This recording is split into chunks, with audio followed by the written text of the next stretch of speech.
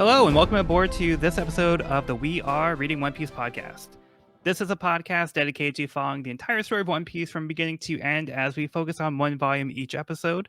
We keep the discussion spoiler-free for new fans of the series. So this is the perfect place to follow along whether you're new to the series or you just want to revisit the world of One Piece with us. This week, we will be covering Volume 11, The Meanest Man in the East, which covers chapters 91 through 99. My name is Joel, and I'll be your host. And joining me today, we have Sean. Hey, this is Sean. And Evan. It's your crewmate, Evan. All right, so I think we're excited about this one here. We're getting into the conclusion of Arlong Park.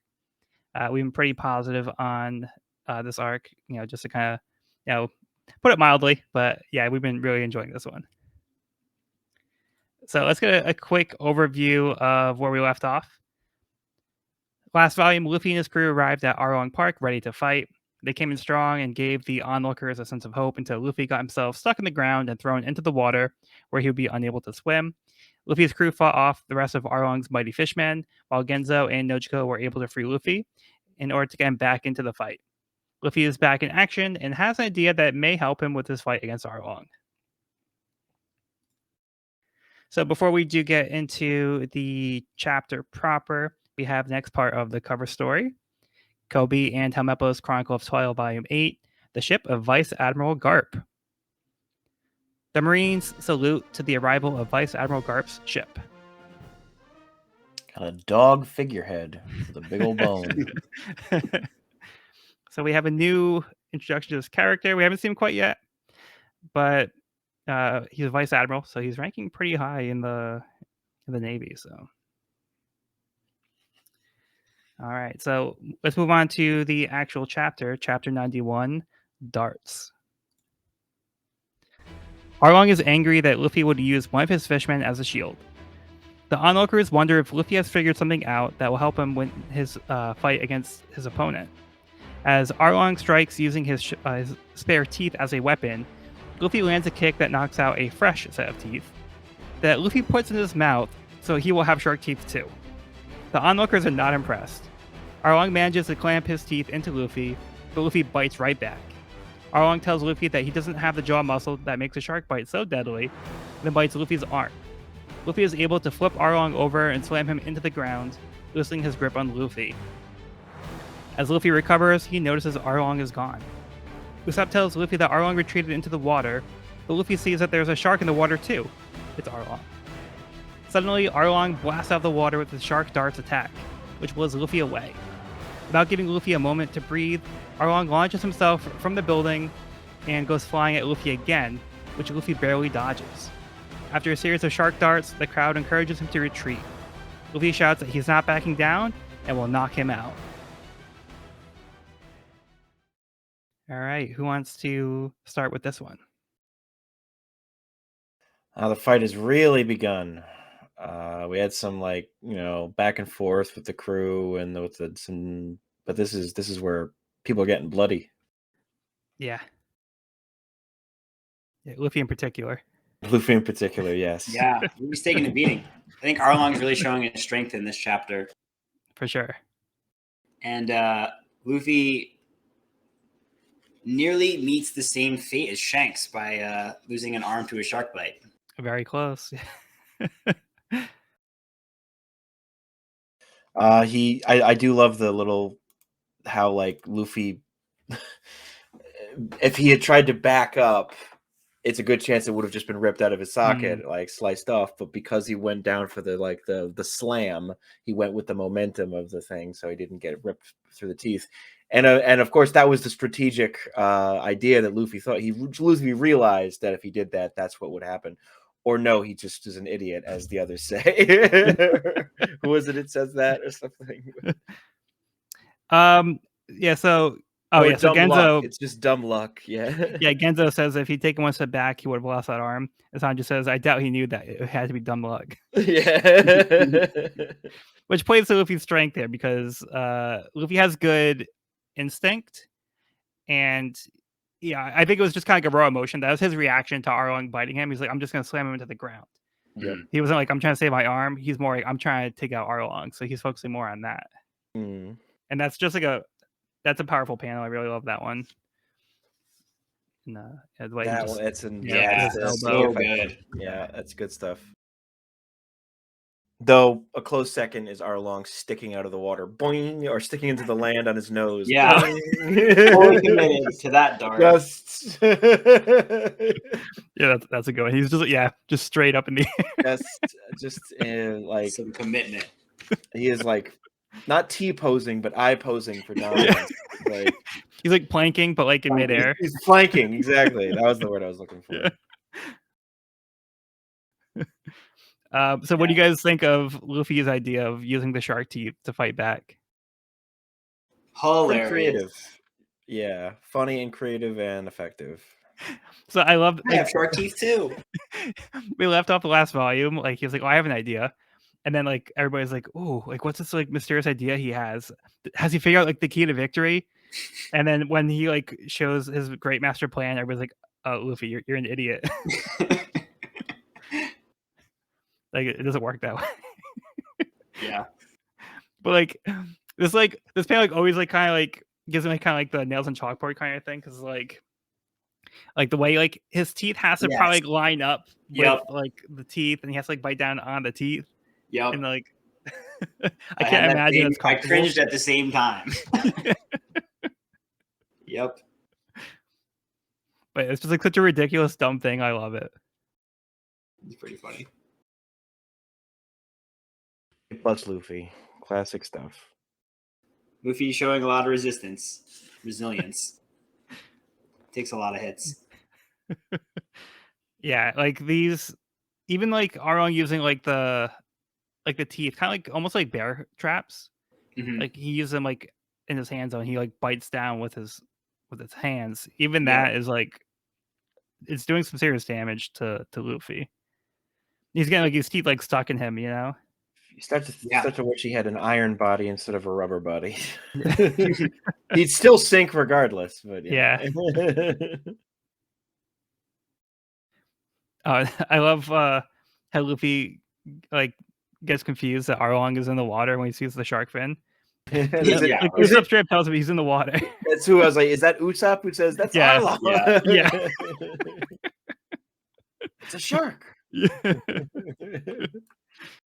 I think the shark darts is a cool move.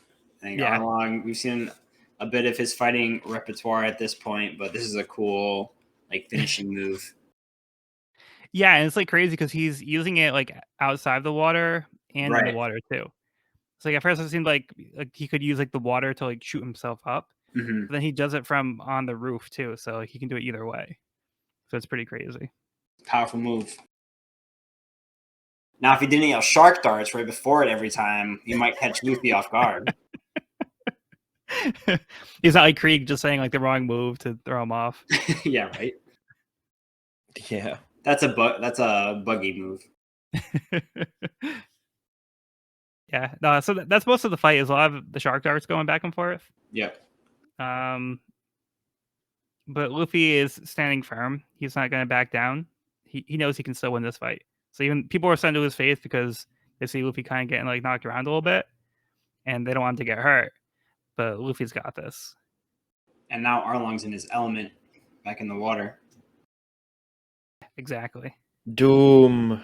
Good old sound effects.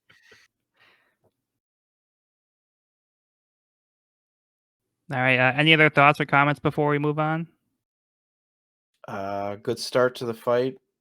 Let's see where it ends up. Yeah, let's get some more dooms, shrooms, and wounds. Need more of that.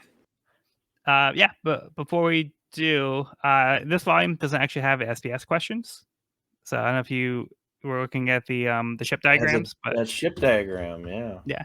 So it gives a breakdown of the Mary's design, which is interesting. We're not going to go into like a lot of the details because a lot of it is just kind of like, here's like where the living quarters are. Here's how this is set up.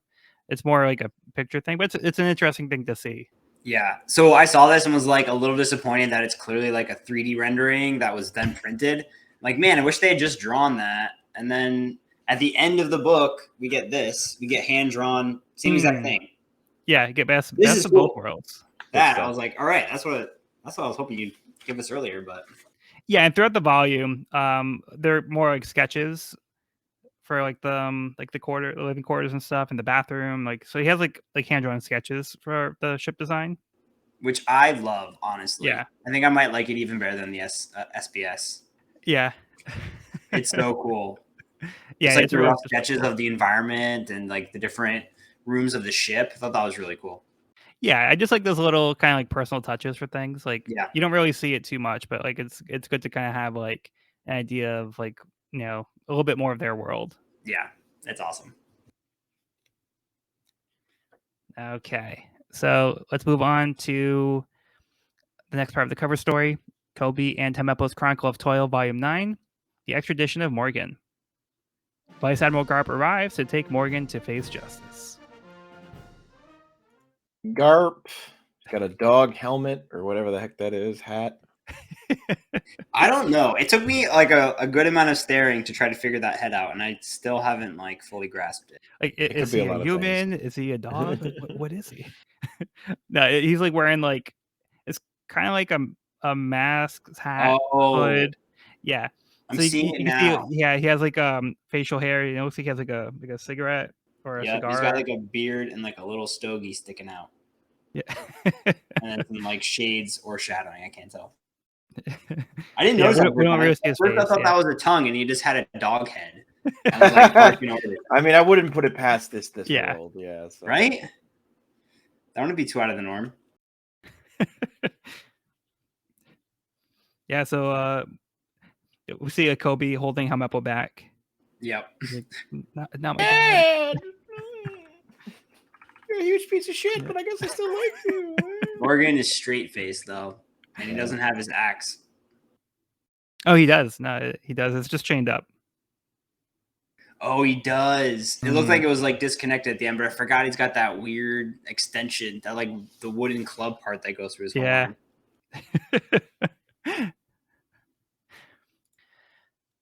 All right, Chapter 92, Happiness. As Arlong prepares to launch again, Luffy stands firm and stretches the fingers on one of his hands in preparation. Arlong shoots out of the water, but Luffy catches Arlong by the face and prevents Luffy from getting pierced by the sawtooth nose as they crash into the building. Arlong once again shoots at himself at Luffy, but this time Luffy spreads his fingers like a net to catch Arlong and then follows up the Gum Gum spear that smashes Arlong into the ground. Arlong is not dead yet as he opens his eyes in a rage. Arlong punches a hole into the wall as Luffy dodges, pulling out his giant shark saw. Luffy manages to dodge several swings and jumps into the building to avoid getting hit. Luffy pauses and asks Arlong what is this room and what is all the paper for. Arlong explains that this is the chart room where Nami made all of her maps, remarking that Nami is a genius and it would be a waste not to use her gift. Luffy notices the blood on one of the pens. Arlong holds up the shark saw to Luffy's neck. He spouts that he lets Nami do what she loves and her charts will be the stepping stone for him to take over the East Blue. He asks Luffy if he thinks he could use Nami as well as he does. At this moment, Arlong realizes he can't move his saw. Luffy is livid as his fingers crush the blade.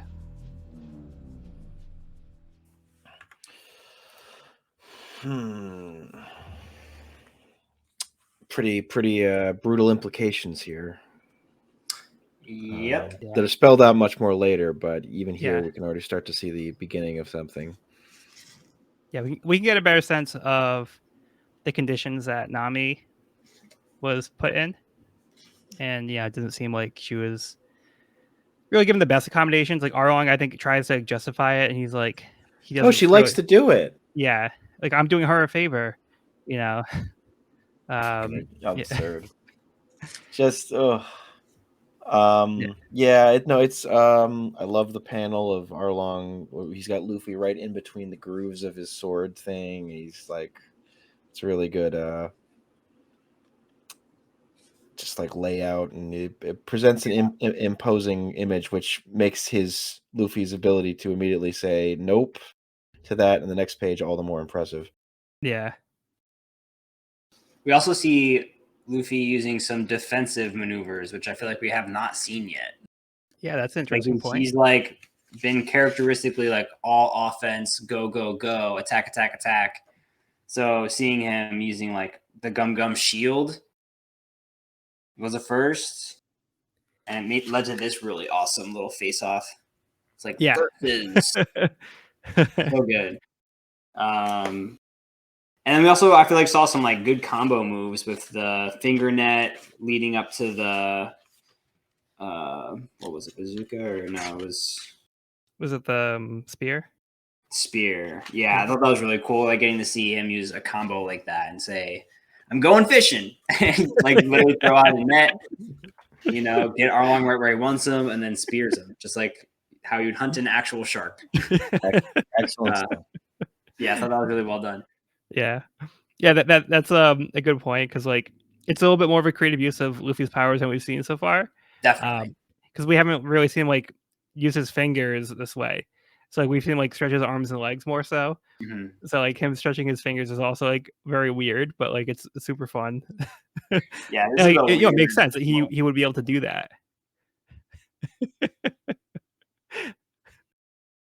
Arlong's sword is very cool stylistically. That like Mm. giant saw blade. That Yeah, thing's I love how like big it is. I feel like Yeah. it's not particularly practical in a sense, but like he like beyond, even if there's like a smaller version of that for like a human could wield or something, like, but I think he just makes it work because he's just like, again, I have said this since episode 1, and I will say it now. People are devoted to their gimmick in this series. Yes. They have to have the branding, and he was It's was so not on gonna have brand. he needed a shark tooth sword. He was not gonna just have a normal looking sword. It had to be Yep. like, look at this, it's shark teeth. I'm like, yep, because you're the fish pirates. Yeah, okay, yeah. So Yeah, but it's like also like such a brutal weapon. It's not Yeah. like yeah, a fine precise weapon. It's like this thing is meant to do some damage, yeah. which is totally in character with what you expect with Arlong. And I think I don't know if he says it explicitly. I may not be, but like this is not something he brings out often. Like this Yeah. is a particular tool of like when things are getting serious or when he feels like being extra special. Yeah, I feel like he probably doesn't really have a need, because like who's been challenging him first of all, like for these past 8 years? Exactly, He, a bunch of he hasn't really been villagers. facing a lot of opposition. Yeah, Right. Yeah, and like he's been over. Mr. Genzo. Yeah, he's been able to overpower like anybody that's opposed him like for so long. So like I'm sure he's been kind of like resting easy. I think that's why Luffy's also kind of like a little surprising to him. Like he's not expecting Luffy to actually be able to put up a fight. Agreed. This is a powerful moment between Luffy and Arlong, where Arlong kind of speaks to his treatment of Nami, and Luffy gets very defensive and motivated. And I feel like if there's one thing you don't want to give Luffy in a battle, it's motivation, because as soon as he's motivated, like it's game over. Yeah. And this is a great example of that. Like as soon as he makes up his mind and judges Arlong for the person that he is, he literally breaks the katana, the saw katana with his hand, just like crushes it. Yeah, his bare hand. Like yeah, with his bare hand, just squeezes it. And I don't think you even see any blood. He just like, oh, look at that! It's just he's just breaking it with his hand. Done. Yeah, so I like how we do take this moment of we're pausing the battle, because they stop to have a conversation here. They're not throwing punches while they're like talking. They're just straight up not fighting right now. So Luffy's just kind of like he's caught up in like this room, and he's curious about like what's all this for, and he's like starting to put the pieces together. And like he sees like the desk that Nami worked on, and like the blood in the pen. So he knows that like Arlong is like working her to the point of like where she's like bleeding trying to write these charts. So she's not really being taken care of here, despite what Arlong is trying to make Luffy believe. But he also sees that Nami is basically a tool to be used for his greatness, for him and his plans to proceed. So he just sees Nami as a means to an end. He's trying to justify it in a way that makes him seem justified with his point of view. But yeah, Luffy gets really mad at Arlong's point of view and the way his friend is being treated. And yeah, we can see that with we just talked about how like he crushes like the saw. But like this all kind of like boils over to like Luffy, like you said, he got the fuel he needed to defend his friend, and that's like not what you want to give Luffy if you're trying to fight him. 100%. Nami might as well be a shark saw of Arlong's that can also draw maps, like in his Yeah. mind. Like Yeah. she's probably barely. I mean, she's worth more than that, but she is in the same category to Arlong. It's just like, oh Yeah. yeah, it's another tool. It's a tool I love. Like, Yeah. but it's a tool. She's a tool. Like, Exactly. Yeah. Okay. Ready to move on? Yep. So moving on to the next part of the cover story. Kobe and Helmeppo's Chronicle of Toil, Volume 10. Vice Admiral Garp lets down his guard. Morgan manages to get his axe hand free, slashing Garp across the chest. Well, R.I.P. Garp. I guess that's the end of that guy. He had a good run. Had a great run. So Morgan's still at it. And then Kobe and Helmeppo's face in the background. They're also in complete shock. Oh my gosh. Jaws drop into the ground.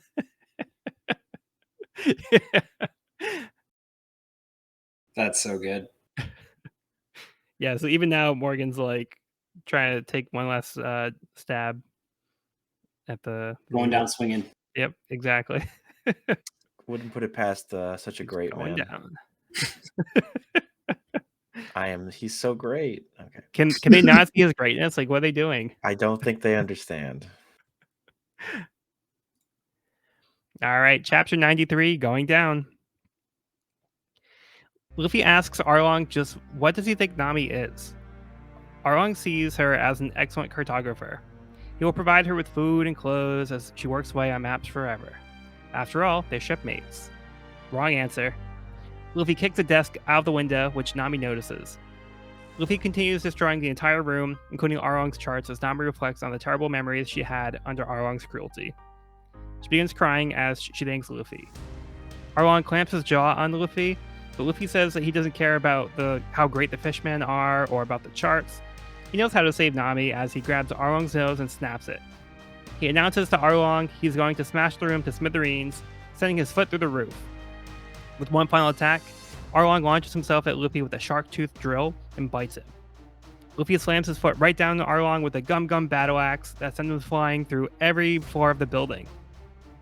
As the crowd tries to evacuate, Nami says she needs to go in there to get Luffy as the entire building collapses.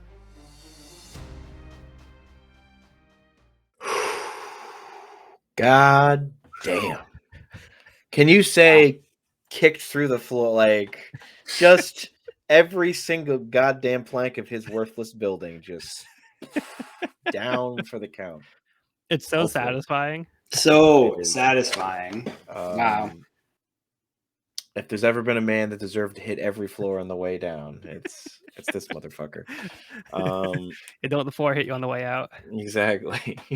Don't hit these several dozen floors hit you on the way out or whatever.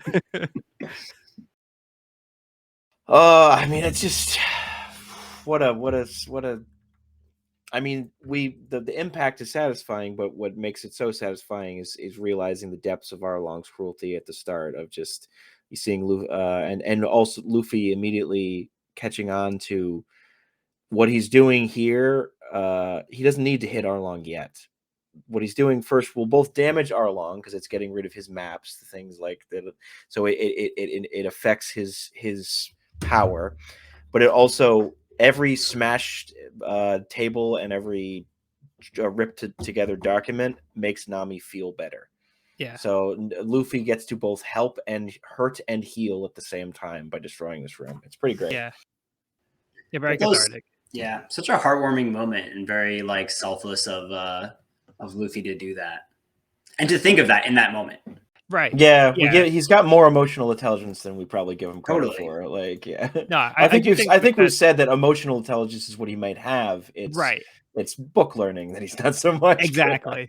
Yeah.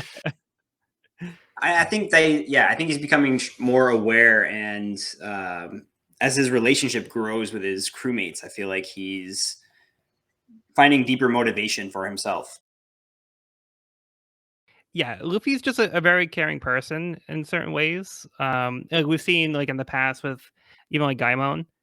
how Luffy tried to spare Gaimon's feelings. He tends to do these things like when he recognizes that somebody might get hurt, or like he might take an action that will like help somebody, but like in a way that doesn't always seem obvious at first.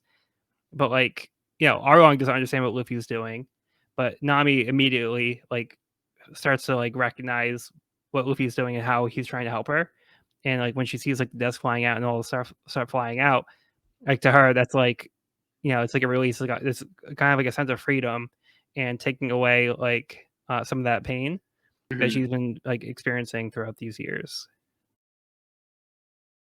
I thought that was really well told through the panels and the way that Nami was depicted with almost that like glazed over look. Yeah. Of like realization. I thought that was like just really well told with the back and forth cuts, and then there's also some flashbacks of Nami when Arlong's like introducing her to her new job and being like, "This is what you're going to be doing," blah blah blah. Yeah. Yeah, I think at first you don't really know exactly how to read Nami's reaction. I think it's intentionally left in a way that it's like you know that she's reacting in a way, and like you said, you start to see like her flashbacks, her memories, and we can see like the kind of the trauma that she's been experiencing from working under Arlong. And then we get to see when she thanks Luffy, like it's all kind of like coming into place, and there's that moment of like recognition. Yeah, such another beautiful. So yeah. I like the negative space in that panel too. So I feel like it really kind of helps sell kind of like that moment of catharsis and kind of like getting rid of some of those negative feelings. And she's wearing Luffy's hat. Yeah. Yeah, which is so great. So great. Good stuff. And Luffy's showing some real destructive power at the end here. I mean, wow. Yeah, you start to wonder, like, this is more, I mean, you don't start to wonder. This is something I've wondered for a while, and I wondered as I was a kid too. I'm like, he's a rubber man, but like I guess it also gave him super strength, because there's a level of like pure, I mean, I think it's just the One Piece world. Like even Krieg and others were able to do things that like Krieg didn't have devil fruit, and yet he was still able to do some very impressive feats of strength. So like you just kind of accept that there's a heightened level of power amongst most people in this universe. I mean, Zoro, again, this is a guy who can like, I don't know. He's done some crazy stuff that someone shouldn't be able to do without super strength powers explicitly. So we just accept Zoro's actually human. Like all these other people aren't even human. Like Zoro is a human though. Yeah. Yeah, I get the sense that it's not Luffy's devil fruit that makes him strong. I think it's Luffy, the way he uses it, and like his own strength. He's just already strong as it is, but he also uses like his devil fruit in a way that that he can benefit from that strength. Yep. That sounds about right, yeah. But because he is stretching his foot up that high and then coming down that far, I think that's also part of it, is because like it's just coming down from that high up. He's able to kind of build that forest down. So because he can stretch, like he can like cause great destruction. That if he just lifted his foot up in the air, like a normal person just slammed it down, it wouldn't be as effective. But because it came from so far up, he can stretch it down and it goes further. Right. So, I think that's getting hit with a rubber band. Like it hurts more than it should.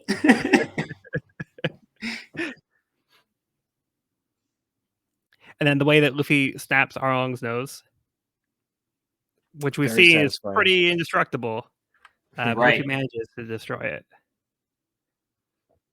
Yeah, showed a lot of strength in the past 2 chapters.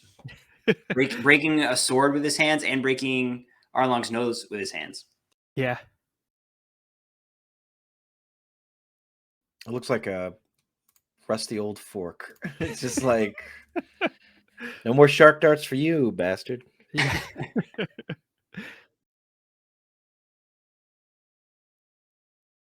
And even right to the end, Arlong is saying like no puny human can bring down Arlong Park. So he's still not respecting the strength of Luffy and sees him as being inferior because he's a human. Luffy kind of shows him otherwise. Yeah, what a finale. Yeah, I do like how Nami also wants to run in there to help Luffy before the building comes crashing down, of course. Mm-hmm. But she's concerned about her friend Luffy now, who is just fighting for her. So everybody else is trying to run away, but Nami wants to go and help Luffy. Kind of return the favor, you know? Yeah. Such a good battle. Okay. How about we move on to the next chapter? All right. Chapter 94, The Other Villain. Zoro is awoken from his nap by falling debris landing on him. The crowd looks on the ruins of Arlong Park, wondering what happened. Luffy rises from the rubble. He shouts to Nami that she is one of them now. She agrees with tears of joy in her eyes. Everyone else begins to cheer and celebrate. Not so fast. Captain Izumi arrives, having witnessed Arlong's defeat. He claims that all the gold from Arlong Park belongs to him, and he'll take credit for saving Cocoa Village from Arlong's reign. Zoro's having none of this, as he grabs the Navy captain and tells him not to ruin their victory. Luffy and the crew make short work of the Navy men. Nami returns Luffy's hat, and then gives Nizumi a huge whack with her staff for shooting Nojiko, wrecking Belmare's Tangerine Grove. Nami demands Nizumi clean up this mess, give the people the treasure from Arlong Park, and to give back her money that he stole. Nizumi threatens Luffy that he'll be back and something terrible will happen to him. They brush this off, and the town continues to celebrate. Nami, Genzo, and Nojiko visit Belmare's grave as Zoro gets his wounds stitched up by the doctor, who scolds him for not having a doctor on their ship. Meanwhile, Nizumi reports to Navy HQ that Luffy is dangerous, demanding a price to be put on his head. Suck my ass, Nizumi. That guy.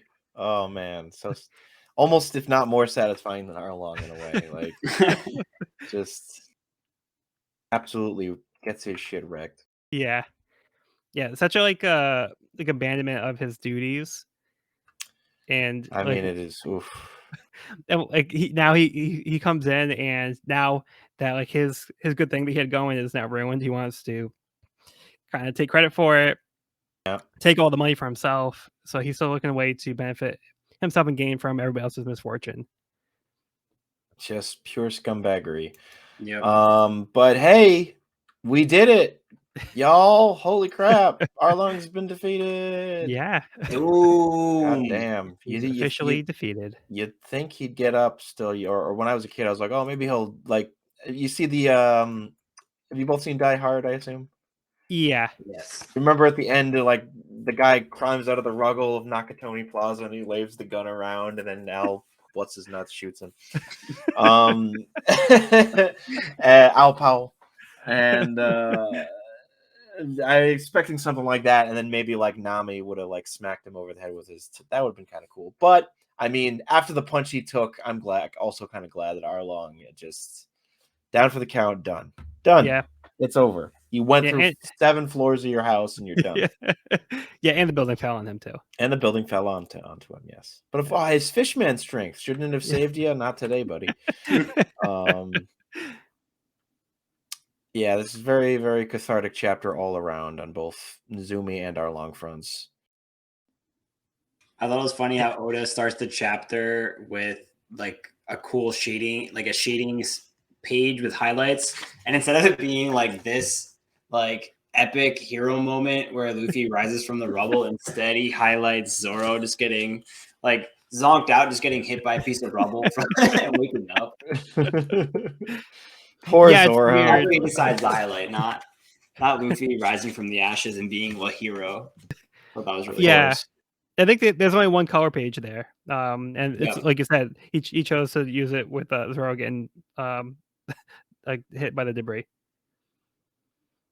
Yeah, and then I mean the art for the chapter as well would have been a color page, but then normally sometimes there's like a few color pages, but this is just like the one page. Yeah, I want that for like my party invitations.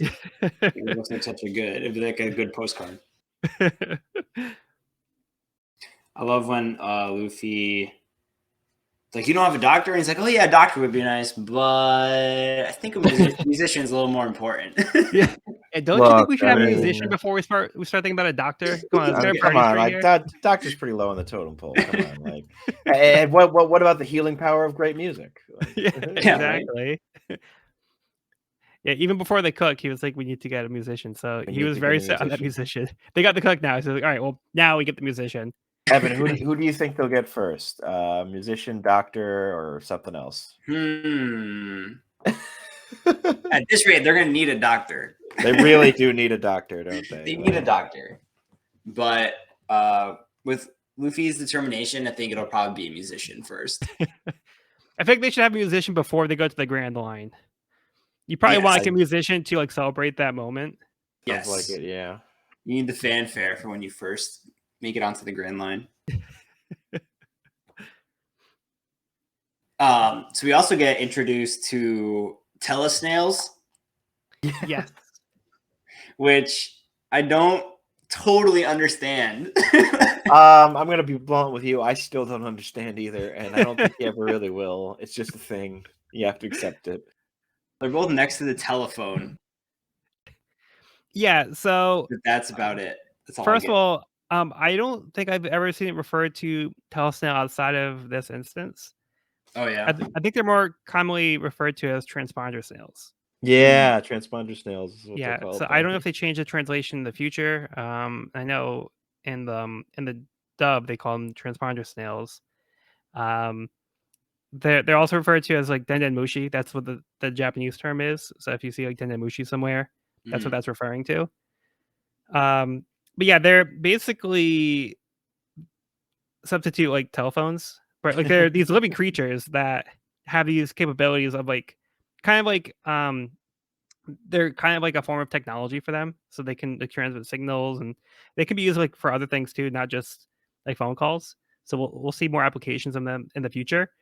But it's yeah, that is a good thing to note that they are using these transponder snails in this chapter. So this is the first time we actually see them being used. I still don't get how it works. Yeah, and then so they kind of show like with this panel Nizumi yelling, and then on the receiving end, so whoever's getting the like the phone call from Nizumi, like the snail will be like mouthing like what he's saying, So the snail is mouthing the what message Nizumi coming is through? saying. Yeah, so as Nizumi talks, the snail on the other end is talking too. Okay. So you can see like In it's kind of addition to the giant machine that they're next to. Huh? And this is in addition to the giant like telephone fax machine that they're next yeah, to. it's kind of like a fax machine too. So I think they're also faxing over the photo. Right. And they're printing out the photo. So this one in particular has like the device hooked up to like print things out. I see. So, yeah. I think I need a manual. I think I need a manual. Maybe I don't know offhand, but maybe like the SPS will also explain some of it. So yeah, I wouldn't get too hung up on it quite yet, but I'd say just kind of be aware that that's kind of like how they communicate. We'll see more of those in the future. Yeah. So there is a form of technology in this world. Mm-hmm. Oh yeah. And it's kind of like in Naruto where they like randomly have like computers and stuff. And Right. you're like, what time period is this? Like, Yep. At least One Piece stays weird with it. they kind of like set these parameters and they kind of like work within those parameters. Yeah. Yeah. A snail voicemail. Snail mail. Snail mail. Yeah. So yeah, Luffy is also now being officially reported as being a pirate. An official pirate. He's got a nice photo. The best photo that Nizumi could find or get somehow. Terrifying. So he is now on the Navy's radar. I'm sure that'll be fine. I'm sure they'll just be like, what the hell? We'll put a couple 100 berries on him and call it a day. I'm sure it'll be fine. Like... Yeah, Nizumi is like very quick, like immediately first order of business. Gotta like get like this personal vendetta against this guy out here. Absolutely. Like, he hurt my feelings, so I have to make sure the Navy's aware and put a bounty on his head.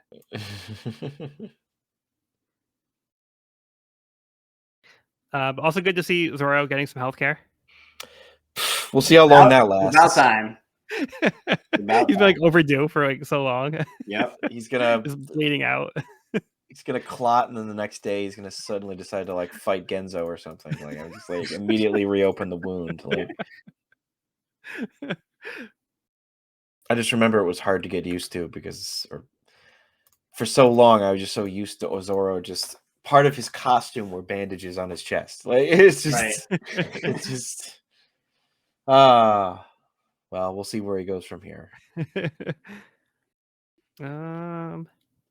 Yeah, just like a nice moment with Nojiko, Genzo, and Nami at Belmare's gravesite. Mm-hmm.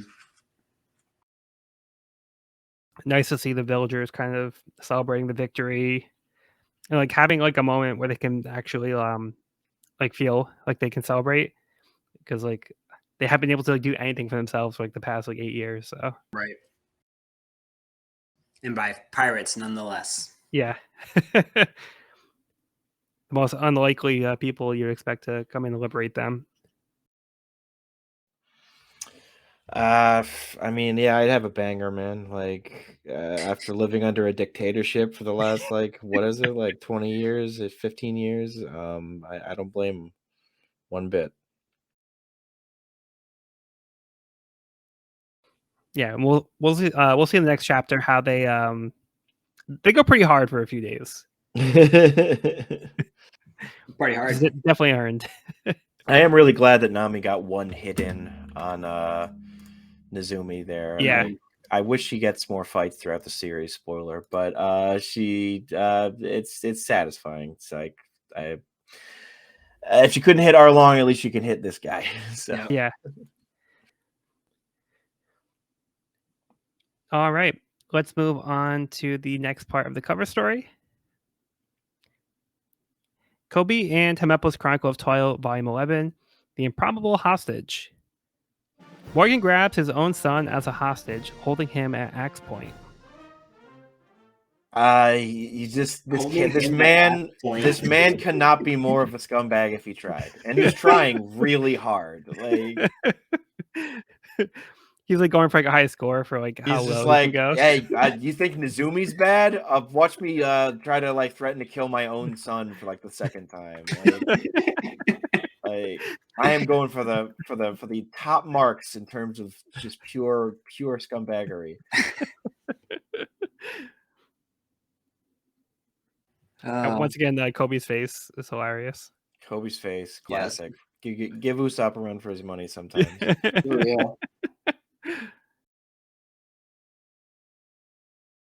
These three, Kobe, Helmeppo, and Usopp. I mean, I forget. I move on. You saying the way you pronounce Usopp? No, every time. We'll get there, Evan. It's all right. Bear with me, people. And we're bearing. Okay, chapter 95, Spin Pinwheel. The town holds a party to celebrate their newfound freedom. Luffy is very food motivated and tries to find what Sanji was eating earlier. He accidentally stumbles away from the party and finds himself at Belmare's grave, where Genzo is pouring out one for his homie. Disappointed there is no food, Luffy is about to leave, but Genzo tells him to hold it. Luffy notices the grave and attempts to offer his condolences. Genzo tells Luffy that he'll be taking Nami on a dangerous voyage. He threatens to kill Luffy if he does anything to make Nami unhappy, which Luffy understands. Nojiko teases Chabo that she thought he would be upset that they weren't saved in time before his father had died, but he says regrets are a waste of time, and he seems to have a newfound outlook on things. Nami is being tended to by the doctor, who notes that her scars won't ever completely heal from her removing the Arlong tattoo, so she requests a new one. On the morning that Luffy's crew is to set out, the town gathers to bid farewell. Johnny and Yosuke say their goodbyes as well, as they need to get back to their bounty hunting. The crew is confused as Nami hasn't arrived yet. Meanwhile, Nojiko tells Genzo and the doctor that Nami decides to leave them with the 100 million berries as well, since she can just steal more. Nami arrives, running and shouting for the crew to set sail now.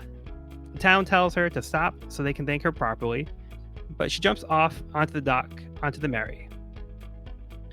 When she lands, she dumps out all the wallets that she just stole from the villagers.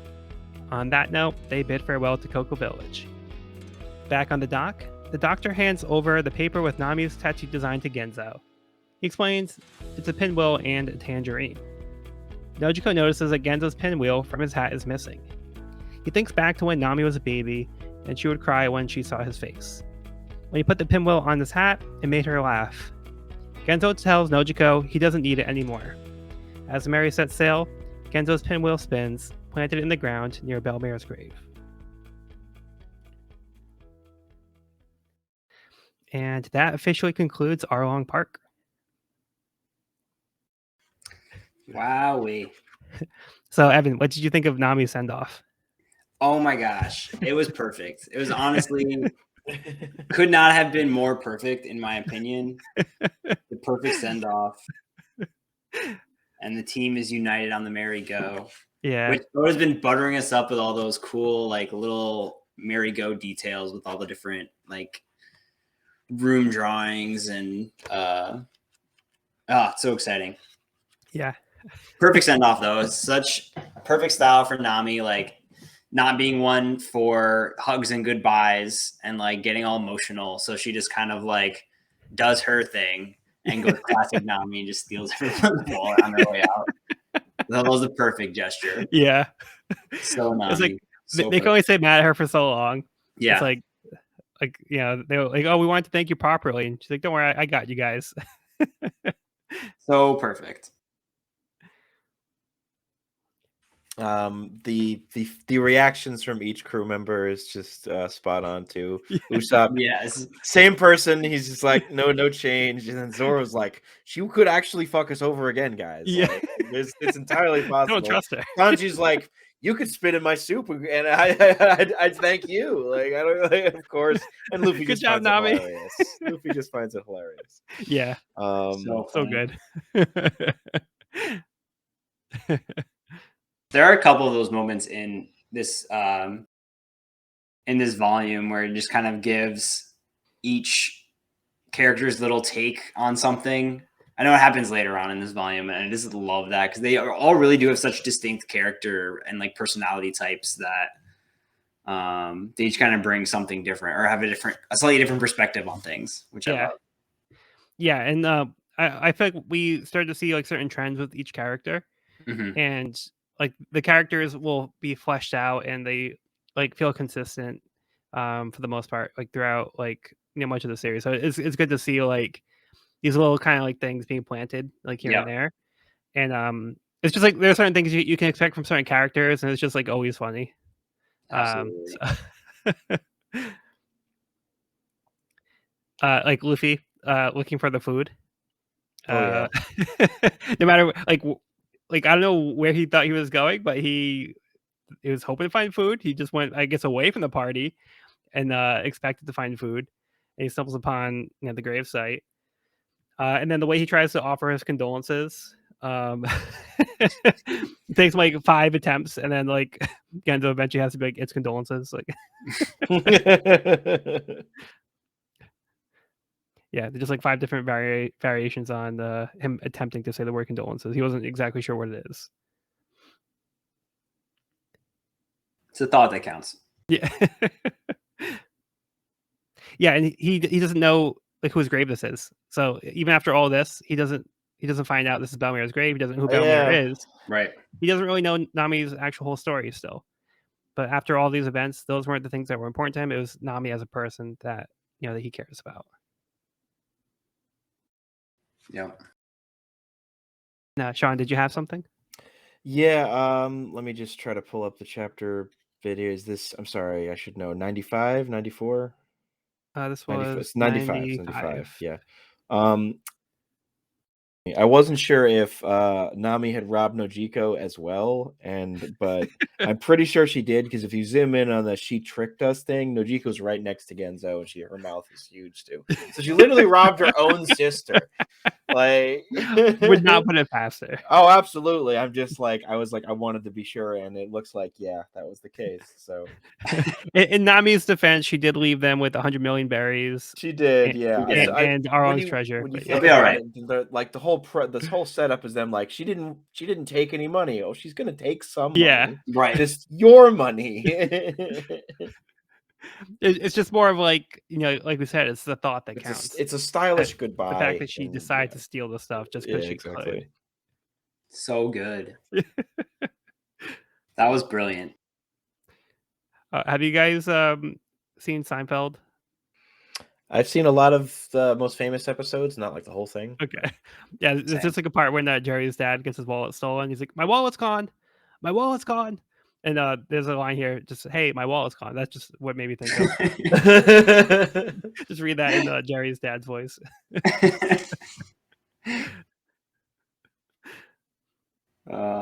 So good. And then, what'd you guys think of the new tattoo? Pretty as a tattoo aficionado, I'm a fan. I thought it was really clever and awesome. Yeah, so Evan, I'm not sure if you've actually seen this tattoo before, because I think you were a little confused about the Arlong tattoo, not recognizing it and feeling like you saw something before. So I'm not Mhm. sure if you maybe have seen this tattoo. Maybe. I imagine that tattoo is going to be pretty popular amongst the fandom to like get as a tattoo. Yeah, I don't know actually. Like, I feel like it would be too, but I don't know if I've actually seen any. Hmm. That would be a good one to get because it's Yeah. already tattooed. It kind of like works itself out. I googled and I see a lot of people have gotten it. Yeah, I'm sure. I I'm sure. searched Yeah. Nami tattoo, and some people have the Arlong version, some people have the Belmare version. Mhm. Like Yeah. one person has I see this version. It's the Arlong version, but there's a big slice with like blood running down it, like when she did the Oh, cut. So it's that okay. version. It's a Oh, lot of cool wow. stuff. The fandom's That's pretty pretty cool. creative. I thought that was a clever way to tie in the tangerine and the pinwheel, kind of Mm. symbolic of like her two parent figures. Yeah. I thought that was really well done. Yeah, it's very sweet. Very sweet. And it was like her sister got a tattoo because she had a tattoo and now she Yeah. doesn't have a tattoo. So I also feel like it was a moment where she wanted to like have a tattoo in solidarity with her sister, Yeah. which I thought Yeah, was that was cool. a good point too. Yeah. Man, this volume was crushing it, honestly. Yeah. But the doctor, I guess, does tattoo work too. I guess he does that on the side. Yeah, sure. Yeah, next time I get my doctor's visit, I'll see if he can do my tattoo as well. I mean, he's good with a needle, right? So I get it. Is that covered under insurance? Why not? He also, I mean, the man's got like a backwards like bandana on. He's got sunglasses. This is a cool He's a doctor. cool doctor. He Yeah. does. I get it. I get it.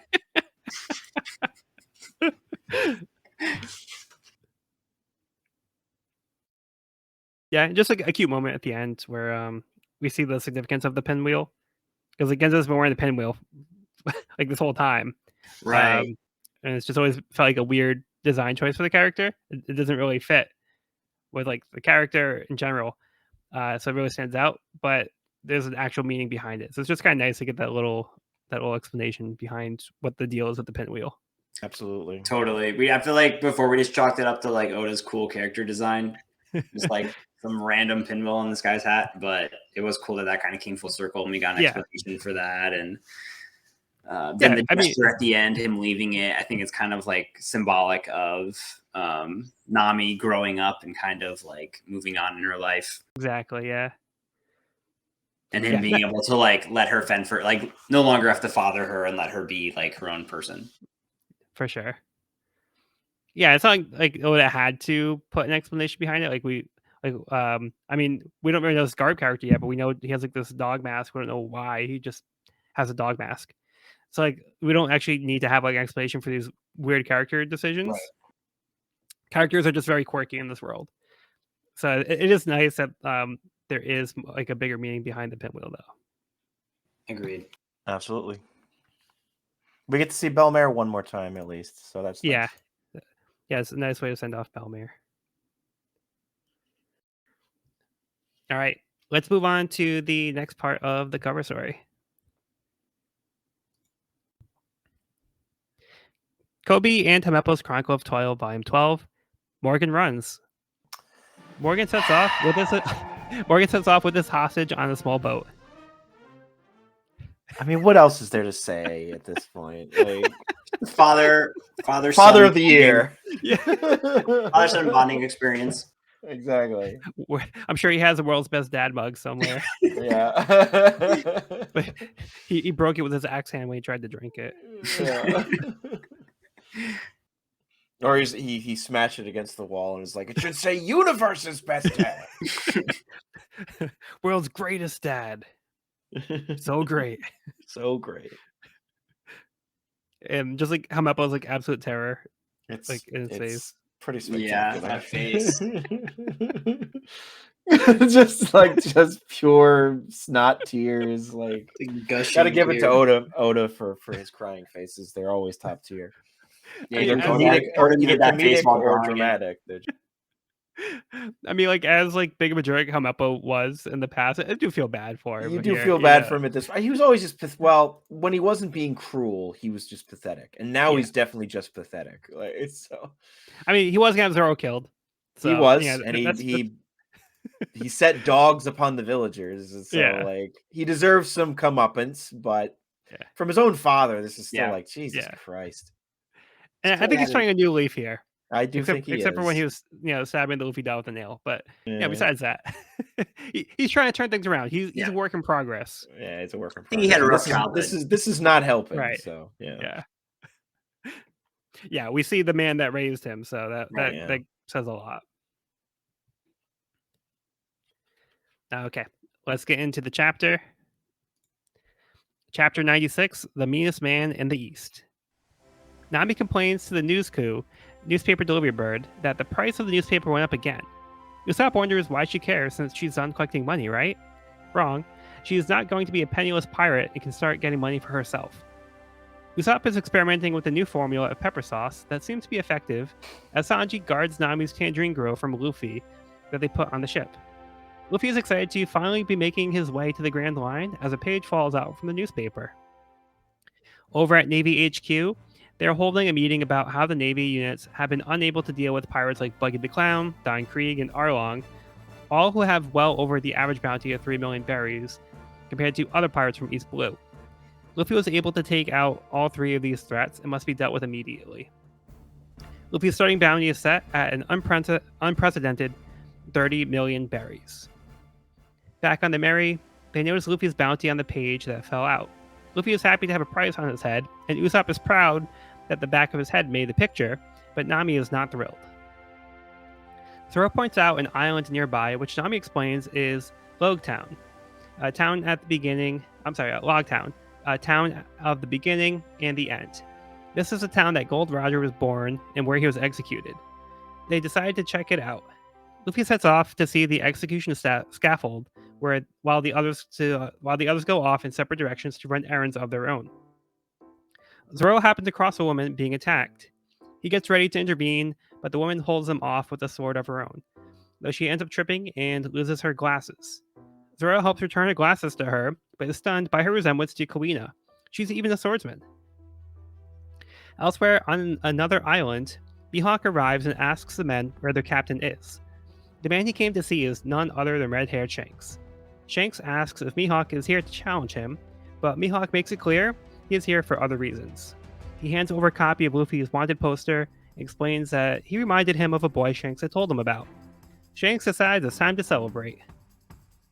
Around this time at Windmill Village, Makino and the villagers celebrate Luffy's achievement as a pirate, but Mayor Whoop Slap tells him that this is nothing to celebrate about, even if it is Luffy. He wonders if this is Luffy's dream or his destiny. So just real quick, I'm going to point out, you're probably seeing Rogue Town in the volume. Yep, I was going to mention that. Yeah. So this is another translation thing. So with the translation, sometimes it's unclear if something should be an L or an R. So it seems like it would be Rogue Town. Oh, I think it should be. I think it should be.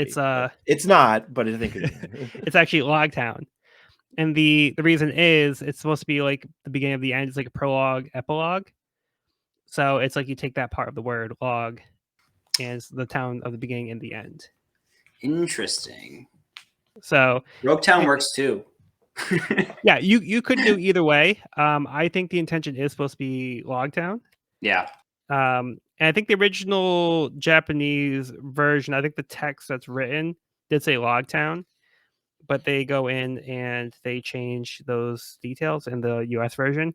So it actually does say Rogue Town in the upper part, but I think the Japanese version still says Logtown. Cool. Good. So yeah, and it's just like in the little descriptor, it says Rogue Town, town of the beginning and the end. But I think it makes more sense if it's Logtown, the town of the beginning and the Right. end. But It's a little thing. One of Yeah. there's not the first, won't be the last little up and like change around they do. So yeah. So again, personal preference, kind of like with the merry-go. So you can do it how you want. But also like Zoro, Zolo, Yeah. same kind of thing. Although the character's name is Zoro. But yeah, I don't speak Japanese. I didn't translate this myself, so I can't really say what the or I didn't write it myself, so I'm not Oda. So but it's all that gonna remains be to be seen. yeah. So it all depends on how you want to interpret some of these things. Cool. Anyway, on that note, what did you guys think of the chapter? This is another one I remember a lot from my youth of being like, man, because like after Arlong's such a colossal arc in its own way, like that it was just so wild to be somewhere brand new, and it felt like we were getting closer and closer to the Grand Line, and we are getting closer and closer to the Grand Line. Yeah, And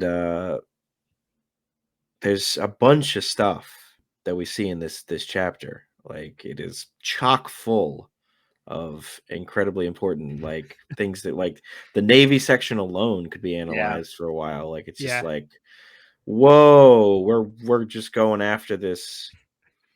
Luffy starting at 30 million berries. It's just like, whoa, okay, so yeah. The average was 3 million berries for most people from East Blue, and then just to kind of chime in here, Buggy's bounty was 15 million. Don Krieg was 17 million, and Arlong was 20 million. Yeah, so Luffy's above all of them. I think it's fitting. Yeah. I'm sorry, Sean. I didn't mean to cut you off. I just want to. No, that's what I wasn't really saying much more. I'm just realizing I love that this guy's name is Commander Brand New. Yeah. I'm glad I'm not Commander Old and Shitty. Like, I don't know, yeah. That was I think I've also seen his name translated as Brand New as well, just BRANNEW. Yeah. Just the pure like zealotry on display here is pretty frightening in its own way. Like it's impressive, but it also feels almost very authoritarian as well. I think it's supposed to. Right. So it's quite the sight to see. This is the first, like we've had scattered Navy stuff. We've had Morgan, obviously, and Full Body and Nizumi, and they've all been like pretty low totem pole lackeys or just like their own private little scumbag islands. Where this now we're finally seeing a serious showing of force here of like, okay, I think Luffy has messed around for a while and they've let him like, but once you take down 3 of the top dogs of the East Blue, suddenly you're going to get more than lackeys after you. Yeah, he's on their radar. He's on their radar. And I don't think it's going to be pretty. Though his Swanna poster is nice. Yeah, like he's just smiling. Like he's just so happy. And Usopp made it into the picture. Usopp made it into the picture. In the back of his head. Not even for Usopp. He's very proud, though. I'm glad. He deserves it. He's known all over the world. Like Yeah, and I also I included the names of some some names that we haven't really seen yet. It's like the news coup is what we call the birds that deliver the newspaper. Mm. So I threw that in there. It's not a spoiler or anything like that. They're just called news coup. So it just make it easier to refer to it. And then I don't think we actually had the name of the mayor in the text yet, but his name is Whoopslap. So just put his name in there. With some great final words in this chapter. Oh my god! So, His dream or his destiny. So good. Which I think is an important theme for the series as well. So very fitting. Yeah, we did get to see I should really remember her name considering her importance, but the secret final villain of the barmaid, like as I think I've said Machina. before, she is the secret final villain of the series. She's the overlord of the entire universe. She's just just spoilers, for sorry, chapter 2502. yeah. But it's seriously though, the Mihawk and Shanks know each other. Yes. And we get another glimpse of Usopp's father too in the shadows. Yeah, he's there too. Oh, what? He does. You wonder if he sees his son in the side of his. So like, hey, look! I know the back of my adult son's head, who I haven't seen forever. But yeah, so yeah, that's a good point. I don't see him reacting here, and I don't think that he has any idea who that would be. Yeah, so we do see Yasop. You can see also his head still says Yasop. Ben Beckman, Lucky Roo. Yeah, they're all there. But yeah, it's cool seeing Shanks again. Yeah, Shanks and Mihawk. That was pretty cool. Yeah, so they're familiar with each other. Now they have something else in common. Yeah, it's good to see Shanks is celebrating Luffy's achievement. Yeah, this is pretty cool. So, what did you think of? I'm sorry, go ahead, John. No, there wasn't much more. I was just like saying it's like it's really cool to see Tashi I shouldn't say her name, sorry. Okay. The lady who looks like Queena.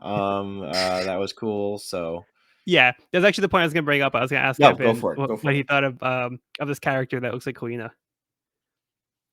I mean, it looks like Zoro had a bit of like love at first sight. Or maybe it was just like a realization that there was a similarity between Kuina and this person, but they're meant to be. I hope they get married and have lots of kids. Yeah, we'll see about that. Yeah, we'll see. One kid for each sword. Yeah. Including never mind. I'm not gonna say either. No, but like, yeah, I wasn't sure what to make of this at first because like, it's not really clear how to read this. Like, because he sees this character that looks like Queena. Yep. But like, why does she look like Queena? Like, he's confused, and it kind of throws him off. So maybe he's just kind of seeing like this person again, like she's like a swordsman, and just kind of like she looks like her childhood friend, and it kind of just throws him off. But I mean, a lot of people look like other people sometimes, you know. Like you see like celebrities, like celebrity lookalikes, like some people just like look like celebrities, and sometimes like you see them, you don't recognize them. So it's like, yeah, it's just like it's not really clear what to make of this interaction. Besides that, yeah. So Zoro just has like this weird interaction with this person.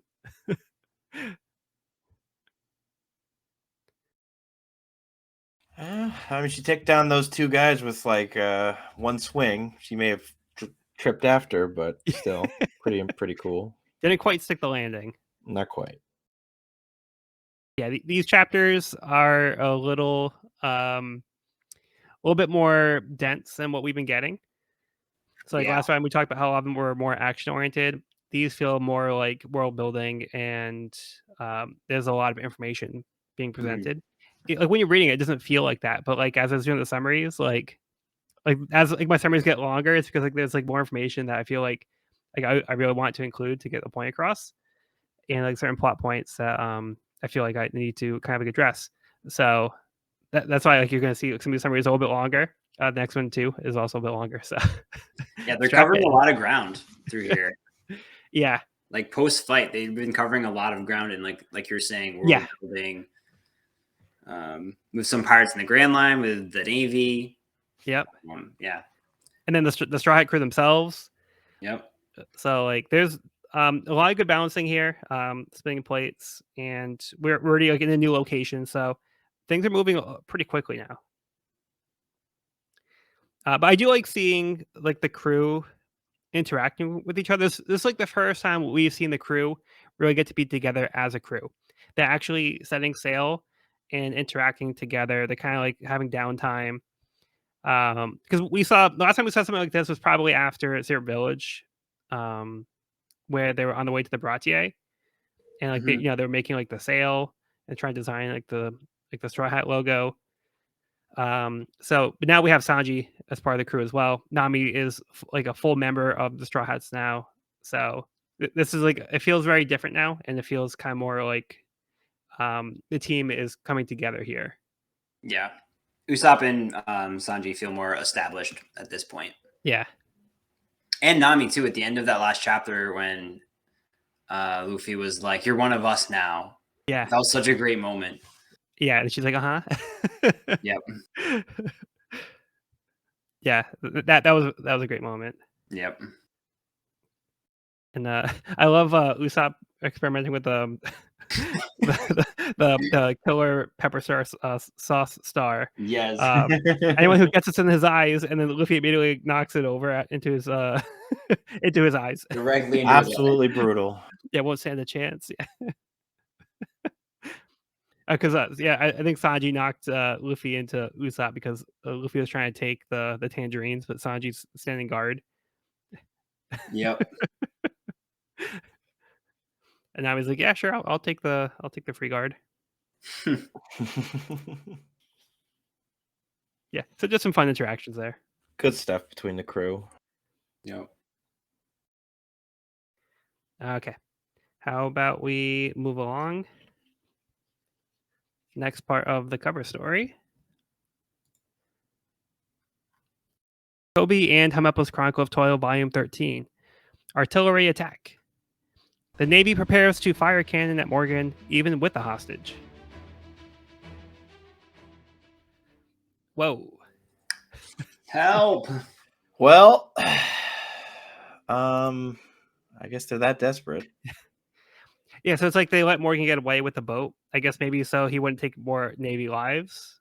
And I guess they're seeing like Hamapo as like a necessary casualty. He's just collateral damage to them, I guess. Kobe stressing. Yeah, Kobe cares. Again, another great Kobe face. Poor Kobe's jaw is probably getting like so tired. Yeah. Does not lack a good exclamation face. All right, let's move on to chapter 97, Kitetsu III. Luffy arrives at the execution scaffold and is amazed to see where the Great Pirate Era began. Zoro is still shaken up by how much that woman looked like Kuina, though he'll probably never see her again as he makes his way to the weapon shop. Matsu, the shop owner, is pleased to see a customer, but his tune changes quickly when Zoro tells him that he wants 2 swords for 100 million berries. Zoro says he'll take whatever he's got, but Matsu recognizes the sword at Zoro's waist might be a legendary sword. He casually asks Zoro to look at it. Sure enough, it is. He tells Zoro it's worthless, but tries to make several generous offers for it. Zoro tells him it's not for sale. At this moment, the woman from earlier shows up and is amazed to see the Wado Ichimonji. Matsu tries to play it cool, like it's not that great, but the woman goes on to explain it's one of the 21 great swords with 10 million berries for the worth. Matsu tosses the woman's sword back to her that he polished and tells her to get out. He tells Zoro to just pick up 2 swords out of the barrel that are worth 50,000 berries each. The woman notes that Zoro must like swords and has 3 swords like that famous bounty hunter, Roronoa Zoro.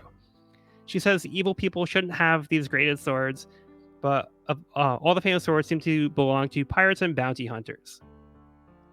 Matsu says he likes when people like that would come in, but now that the monster devil fruit user that took over the town, the customers stopped coming in. The woman defends Captain Smoker and says he's not a monster. Her goal is to collect the graded swords from the ones that have fallen into the hands of evil people. Zoro asks if she plans on taking his sword too, but she backpedals and says no, she'll only want to take them from evil people. They search through the barrel together, and she notices another graded sword in there, Kitetsu III, and suggests that he takes it. She's surprised to see it's in there, as it's a fine grade sword worth 1 million berries. Matsu says not to take that one. Zoro holds it and remarks that it's cursed. You could tell just by holding it. Matsu says Zoro is right. The Kitetsu line of swords are cursed, and each wielder has died a tragic death. Zoro is undeterred and agrees to take it. Zoro decides to put his luck to the test against the sword's curse. He tosses it into the air and holds his arm out.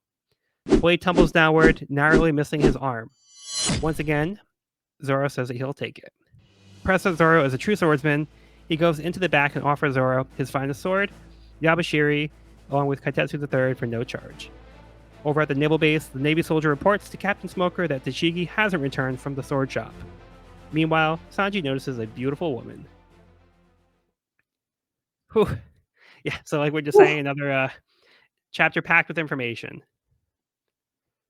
Oh, Captain Smoker, like Captain Smoker. What did you think it was? I don't know. Just a cool name. Oh, okay. Didn't realize it was also his hobby.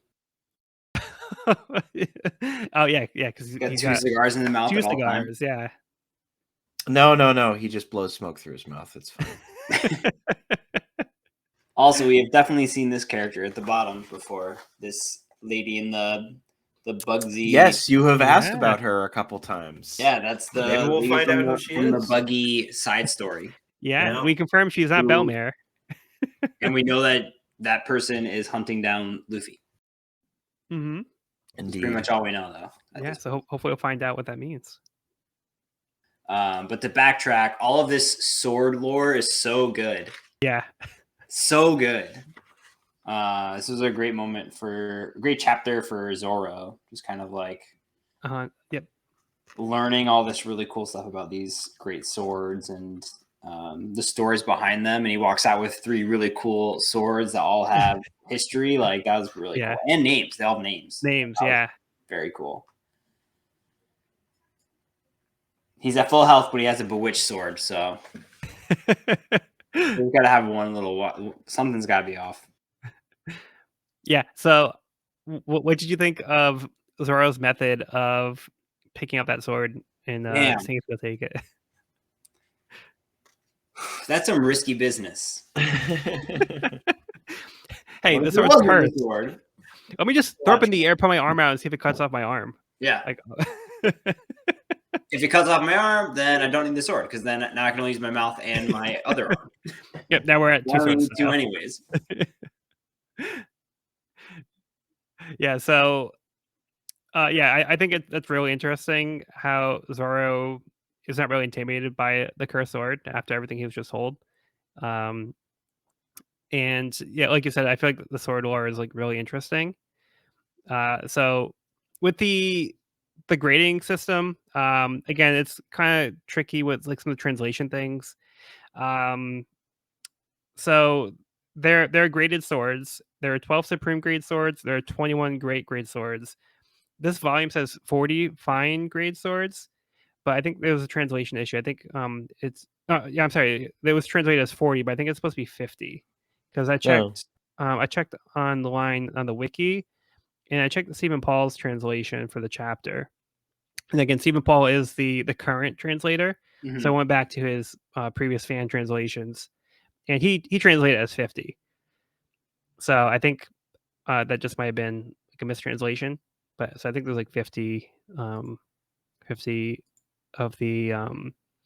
fine graded swords. Not a big deal, just like no, I just wanted to put in there. And then the actual naming of those grades, they're different from the different sources that I've been looking at. So yeah, I don't think it's too important to get hung up on like the actual names of those, but I just went with Supreme, Great, and Fine. Mhm. And it's based on the sharpness of the sword. It's so cool. I loved this whole chapter. I thought this was really fun. The sword shop was awesome. Zoro's like low key becoming one of my favorite characters. So yeah, Zoro's awesome. This was happy for me. I love the overlapping swords demonstrating of it like falling and the way it falls over his arm. That's a cool effect. It's really cool looking. That was really cool.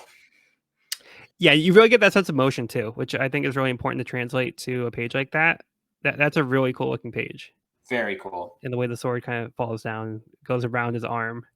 Yeah, you can follow it go around. Yeah. It's very cool. I don't know why it just makes me laugh, but the girl, because she still doesn't say her name in this, does she, Joel? Just to confirm. No, not yet. We don't know who this character is. I know who this character's name is, but we're gonna find out this volume. But yeah, oh, do you already know, Evan? Then yeah, I forget. Yeah, okay. Yeah. By the end of the volume, you do know. So Tashigi holds out the sword. The way she holds out Kitetsu III is just this like close-up fist. It's like, take this one. It's just so funny to me. I don't know. That panel just makes me giggle. All these interactions with Matsu, Zoro, and Tashigi. Yeah, I think it's all great because like Matsu is like trying to rip off Zoro like blatantly. Yeah, and he's so shady, and then Kuina just innocently comes. I'm not Kuina. Tashigi just comes in and is just like innocently, oh, like I'm so excited about these swords, and I'm just like so like I'm just enthusiastic about it, and she just like can't hold herself like back about the sword, and she's so excited that she recognizes Zoro's sword. And then Matsu's like, what are you doing? You're blowing the sale for me. I could have gotten this for a good deal. Yeah. He's got some pretty fantastic face expressions too, and I love how his hair also like reflects his emotions half the time. Yeah, it's up and down, up and down. That's funny. Yeah, like when he first sees Zoro, he's excited like a customer comes in, and then he finds out that Zoro is like he calls him a bum, and then his hair droops down. Yep, good stuff. That's great. So but he also has. Oh, sorry, go ahead. He also has the self-respect to just be like, well, not even. I don't even self-respect. It's just like pure love of the sword to be like a true swordsman. Here, take my sword, keep that one for free, and yes, like it's just like okay. Yeah, he comes around, which is really fun to see, because like he goes from like all these different ends of the spectrum of how he's trying to treat Zoro, and then his immediate interpretation of Zoro is he's just a bum, and then by the end of the chapter he's like he gives Zoro like 2 swords for free. He gives his best sword to Zoro for free. Yep. He's just impressed by Zoro's resolve, and he recognizes something special about Zoro by his actions with Kitetsu III. And Zoro's just kind of clueless about this whole thing, and then which is also great. Like he's not offended this guy's trying to rip him off. Yeah. He's just kind of clueless about it. Like, he doesn't even know the name of his own sword. Like, yeah, that's my friend's sword. Yeah. He just sees it as like Queen's sword. Yeah, exactly. Which is it's the Street Road of Peace. Yes. Yeah. It's a cool name for a sword. Yeah, I like that. So he has that one, which is Wado Ichimonji. Yeah, Wado Ichimonji. And then the Kitetsu III. And then the third one is so it's Yabashiri. Yabashiri or Snow Chaser. That is so cool. I can't get over how cool that is. Yeah, he got some good drops, some good gear in this town. I'm sure he'll do good against the next boss. Yubashiri has good loot, yeah. Yep. Yubashiri has Midoreba, which is a sword term for an irregular pattern. Which is pretty cool. Which is cool. I'm really excited to see him use these swords. And what kind of hijinks ensues from having a bewitched sword or a cursed sword. Yeah. And then Tashigi also has a name sword too. So Autumn Rain. This one can also be translated. So it's also like a translation thing. So it could be like literally like autumn rain, or it could be shiguri. That's like the Japanese name for it. So I think Funimation keeps like the Japanese name. So sometimes like the swords could be translated as like what it means, or it could be translated. They can keep the original name for it. So that sometimes it gets a little confusing as to whether or not they should translate it, or if they should just keep the Japanese name as a name. So in this case, Right. we call it Autumn Rain.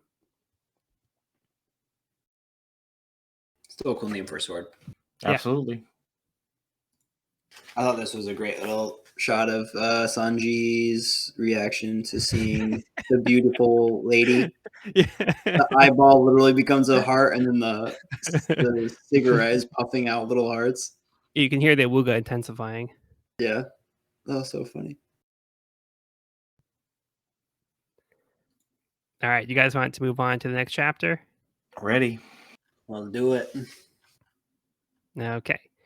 So the cover story, Kobe and Hamepo's Chronicle of Toil, Volume 14, A Hindrance to the Artillery Attack. Kobe valiantly stands in front of the cannon to prevent the Navy from firing on his friend Hamepo. So Kobe and Hamepo seem to have formed a bond here. Yeah, they've been trained together, but they went from Hamepo trying to kill Kobe, and now Kobe's ready to put his life on the line for Hamepo. Things have gotten And- better. And I love Hamepo's reaction, my friend. Aww. I love how they show Kobe Kinda in this cries. too. Yeah, he's like shaking like crazy. Yeah, so well done. All right, let's move on to the actual chapter. Chapter 98, Dark Cloud. As the crew finishes up their shopping, Nami points out the drop in barometric pressure, which makes her realize a bad storm is coming. Luffy has made his way to the top of the scaffold. An officer tells him to get down from there, but the woman that Sanji saw earlier clubs the man. She is happy that she's finally found Luffy. Luffy is confused as to who she is, but she tells him that he's the first man to hit her beautiful face. She asks the crowd who is the most beautiful woman in the seas, to which they reply that she is. This still isn't ringing a bell for Luffy. As the police try to arrest the woman, the water fountain goes flying at them. Just when it seems the woman is going to be crushed by the fountain, it bounces off. She tells her accomplice to be more careful, but he explains that she wasn't in danger because of her smooth skin. She announces that she is Alvida, but Luffy says he doesn't see where she is. The woman shouts at Luffy that she was referring to herself, but Luffy says she looks kind of different. She has eaten the slip fruit, which prevents her skin from being damaged and only slightly enhances her beauty. She announces that before he can be her man, he has to deal with her partner. Her partner removes his cloak to reveal the return of Buggy the Clown. Luffy isn't impressed. Offended by Luffy not taking him seriously, his crew prepares, setting the stage for Luffy's execution as Kabaji locks Luffy in the pillory. A Navy soldier tells Captain Smoker that pirates are causing a disturbance in the town square. Smoker heads out and orders his men to surround the square. Tashigi arrives, reporting to Smoker, who yells at her for being late. The woman who helped Zoro earlier was Master Chief Petty Officer Tashigi. Luffy's crew happens to reunite at where the execution scaffold should be, wondering where Luffy himself is. The soldiers report to Smoker that Iron Mace Alvida, Buggy the Clown, and Monkey D. Luffy are at the scene. Smoker says he hasn't heard of Luffy, but is told he has a bounty of 30 million berries and is the one locked up on the execution scaffold. The crew is shocked to realize this as well. Buggy's back, baby. Buggy's back, baby. I knew you'd be excited, Evan. Awesome. Yeah, so Evan, I wanted to get your reaction to who this woman actually is. Wow, so many character reveals in this chapter. There's so many. I was not expecting that. I know that there are a lot of glaringly obvious clues now, looking back at this volume, but I was surprised. Yeah. But that's cool. Another gum fruit. Devil fruit? Or sorry, devil fruit. Another devil Yeah. fruit user. So that's exciting. And she's impervious to damage to her skin,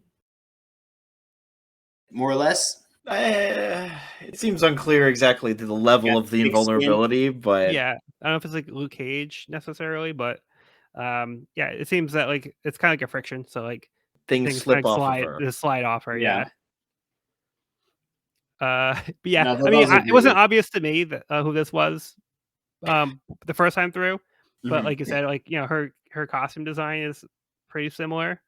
And now she has the club, which makes it a little bit more obvious too. Yeah. So you see her club in action. But yeah, so And this the whole mysterious who's the woman. most beautiful in all the land. Like there's some language there that I should have picked up, but I didn't. Like totally went over my head until she was revealed. Yeah, but that's only in this chapter. So like with the cover story, true. like you probably wouldn't have picked up like these things during that time. Yeah. No, I thought that was a great reveal. I think that's an exciting character to be coming back into the fray. And of course, we get Buggy coming back, which is exciting. Yeah, Oh yeah. it's got different face paint now too. Cool. This was such a cool his for the first shot of him. Yeah, I was like, no way. Yeah. That was sick. yeah. So we get a payoff to the cover story. Yes. So that seemingly like side story that had nothing to do with what was going on in the main story is now like coming to a head here, and now Yes. it's paying off in the main story too. I love that. I think that's so clever and so well done because this moment is so much more gratifying knowing how they got here. Yeah. Like there's like you're saying, like those little seeds that they're planting and those like that little side story, I think makes moments like this that much better. Yeah. If they had come out of nowhere, it would have been considerably lower. Like, oh, okay, Right. whatever. Like, Right. Well, we've like already been like hinted at Alvida's character.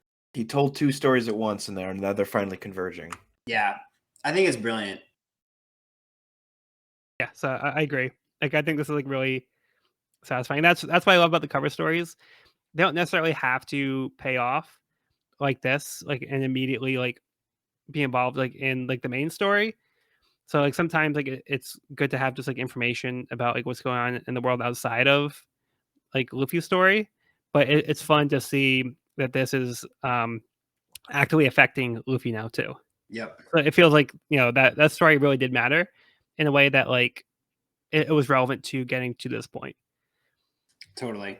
Because if that had happened without it, it would be like, where did Buggy come from? Like what? Yeah, like last time we saw him, like he was just launched. He had no parts.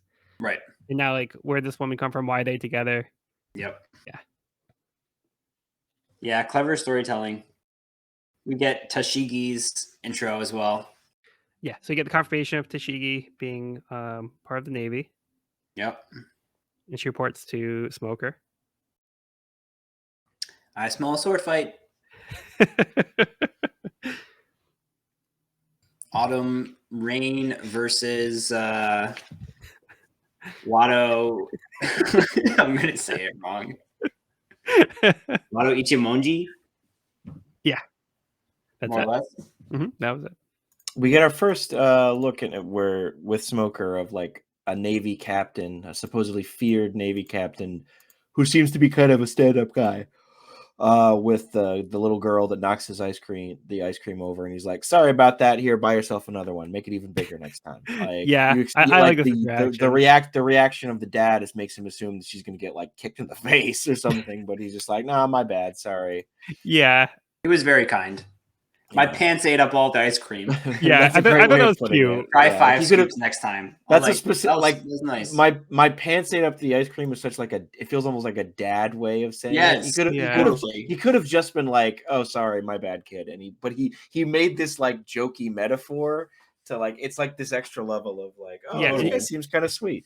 And he put the blame on himself. Yeah, too. She did kind of just run into him, but he's like, whatever.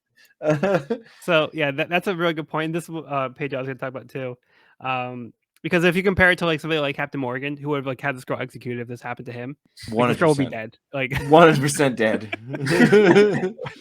So like with the the parents like being like worried, like, oh no, please forgive us, like it's justified given like other people we've seen in the Navy, like. So this is like an unusual interaction where we see with Smoker. Seems to have like a kind heart, and like he's not like he doesn't seem like he's gonna be a corrupt evil person like we've seen like Nezumi, for example, we just saw like previously. Morgan, of course. Yeah, he gives off kind of an intense aura, but seems to be a sweet guy. Yeah, exactly. So I mean, he looks maybe a little bit intimidating, but yeah, he seems like he's probably a good guy. Although then he shouts at like Tashigi like 2 seconds later. So True. But I think he's just being like a tough captain. Right. It's all about justice. Justice. Yeah. Yeah, we got to see those cool new navies. All the outfits they have with justice written on the back. Like those the cloaks. Yeah. Intros to those. Yeah. I think Luffy has a cool moment in this chapter as well, kind of like standing up where Gold Roger's life was taken and like seeing what he saw when he was killed. And I think for him, it was kind of like going to a museum and getting to see a part of history that he's always been obviously really fond of, wanting to follow that same path. Yeah. So I think that was probably a really cool moment for him personally to be there. For sure. And then it's like a moment very much in the same situation. Yeah, it's really living up to the legend here. Luffy. Yeah, he's like, wow, I want the full experience, please. And I like how Luffy's like his face in this page, where he's talking about how his nose is itchy. Yep. Although we just saw like in previous chapters, he can stretch his fingers if he wanted to. I feel like it's more like he would probably have to like pull his fingers. So yeah, I don't think he can like just stretch without force. I think he has to like he could pull his fingers back, but like I don't think he has the capability of just being like whoosh. Like even with his arms, I feel like he tends to like launch it like backwards to get that momentum to go forward. So usually like his stretching like is kind of like all about force. Yeah, so he doesn't really have any force here with his hands. Like he's kind of locked up here. And then Luffy's bounty is like so new. Like the Navy people here haven't really heard of him. Like Captain Smoker's just finding this stuff out for the first time. So they never heard of this Luffy guy. Yeah, so it's really interesting to see. Like these things are now like immediately like escalating. Like they haven't been here for too long. This is like the second chapter, and things are already going kind of crazy. Yeah. Of course, Luffy's in the middle of it so quick. He got put in that guillotine like way too fast. That was pretty skilled work on Kabaji's part. Yeah, he's very acrobatic. Yeah, I guess so. And look at Usopp's reaction.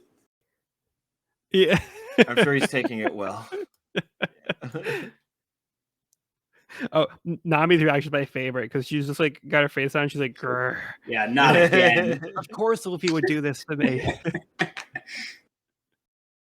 Yeah, just we'll check up. It looks like Sanji was doing some fishing, not fishing, shopping. He got the whole elephant fish. Yep. Usopp was. Oh, yeah, I liked how Usopp was looking at eggs at the grocery store. Mm-hmm. I think maybe in the last chapter. Was it the last chapter or was it the beginning of this chapter? No, it was this chapter. Okay. So yeah, so like Usopp was just surprised at how cheap the eggs were. He's had egg attacks in previous volumes, right? Yeah. So that's the reason why he wants the eggs. Like Sanji thinks like he's like gonna be doing cooking with the eggs, but like nope. Yeah, he's gonna use them to like let them like go bad, so he can use them as weapons. Like,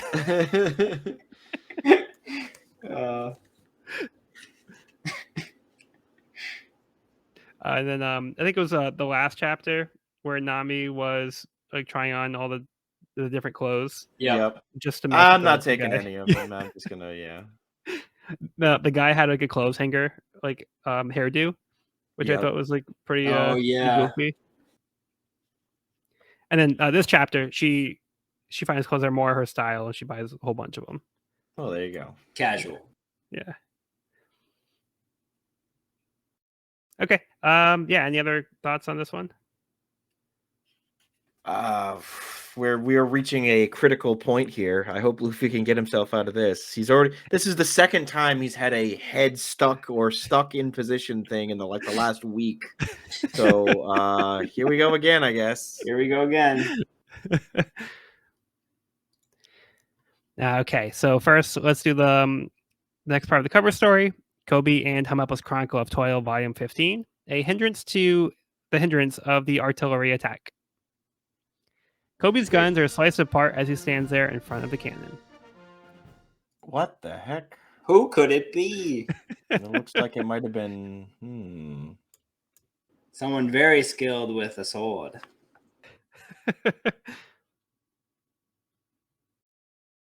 Yeah, so Kobe again, another great face. My friend. My friend. And like his guns look like they were chopped like zucchini. Just got chopped into tons of pieces. That seems excessive, even for this. So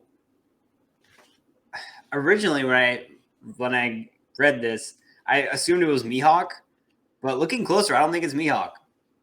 No, it's somebody from the It's Navy, but someone somebody. else. He's got like a top hat kind of thing on. Yeah, and an empty sleeve. Or no, he does have a right arm. So we don't know who this person is yet? So we don't know who he is yet. And then like the way that they wear the coats, they don't actually put their arms through them. They just let them rest on their shoulder. So like the arms are so free. Got it. I definitely misread that one at first. Yeah, I do think the way that the Navy soldier is framed in this picture is a little weird because like he's kind of like got his like head kind of like into his arm like that. Right. And his hat is on, so like it was a little weird to. I feel like we might have already seen this character because like I do remember there being a Marine Navy officer with that hat. Yeah. I've seen a few times already. Well, there's a Navy officer with a hat that we saw. Yeah. Well, maybe we will find out in Maybe one of the we next will. parts of the cover story. Maybe. I don't know. I haven't gotten that far yet. Yeah, that's not this volume. I don't know. I think I saw the guns cut up and was like, wow, Master Swordsman, and just like assumed it was Mihawk and then moved on. I didn't give it much more thought. Yeah, so remember, Mihawk's actually part of the Navy. He is still a pirate. Right. But he's kind of made an arrangement with the Navy. So he can kind of do his business, but he's also kind of like, he still answers to the Navy for certain things. But yeah, he's not really like under their direct organization. He doesn't have like a Navy rank or anything. Right. All right, so let's get on to the last chapter of the volume, chapter 99. Luffy died. Well, that was a good series, guys. Thanks for coming along. End of the line. Yeah, so there's story here. Okay, chapter 99, Luffy died. Buggy announces that Luffy will be executed for the crime of upsetting him. Luffy doesn't seem to grasp the gravity of the situation. Nami and Usopp make their way to secure the Mary in case the Navy try to prevent them from sailing, and a massive storm is about to hit.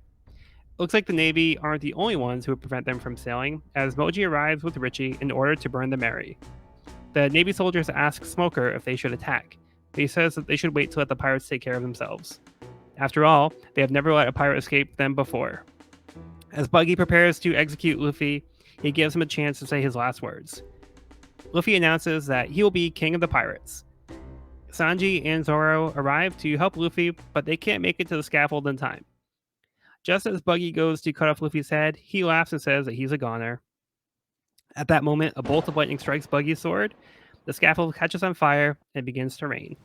Buggy is knocked out and Luffy is unharmed. Smoker is confused as to why Luffy laughed. He said that the only other man he saw laugh before his death was Gold Roger, who died at the same spot 20 years ago. The Navy now scramble to apprehend the pirates, but the storm is picked up. The squadron guarding the port had to go back to base because their gunpowder got wet, and the wind is blowing in the direction of the Mary. Smoker remarks that it's as if there is a force blowing for this man's survival. Regardless, he will not let the pirates escape this island. Alrighty. Whoa, what just happened? A lot. Oh, man. I'm not entirely sure what happens in this scene. Because, like, they show this shot of the blade. Looks like it's like about to make contact with Luffy and is, like, sparking. Yeah. And then they show this big shot of the lightning strike or something. Yeah, so basically what happens is Luffy's, in the scaffold. Buggy's got the sword. He's ready to slice down onto Luffy's neck. And right before the blade hits Luffy's neck, like the sparking is because the lightning's about to hit it.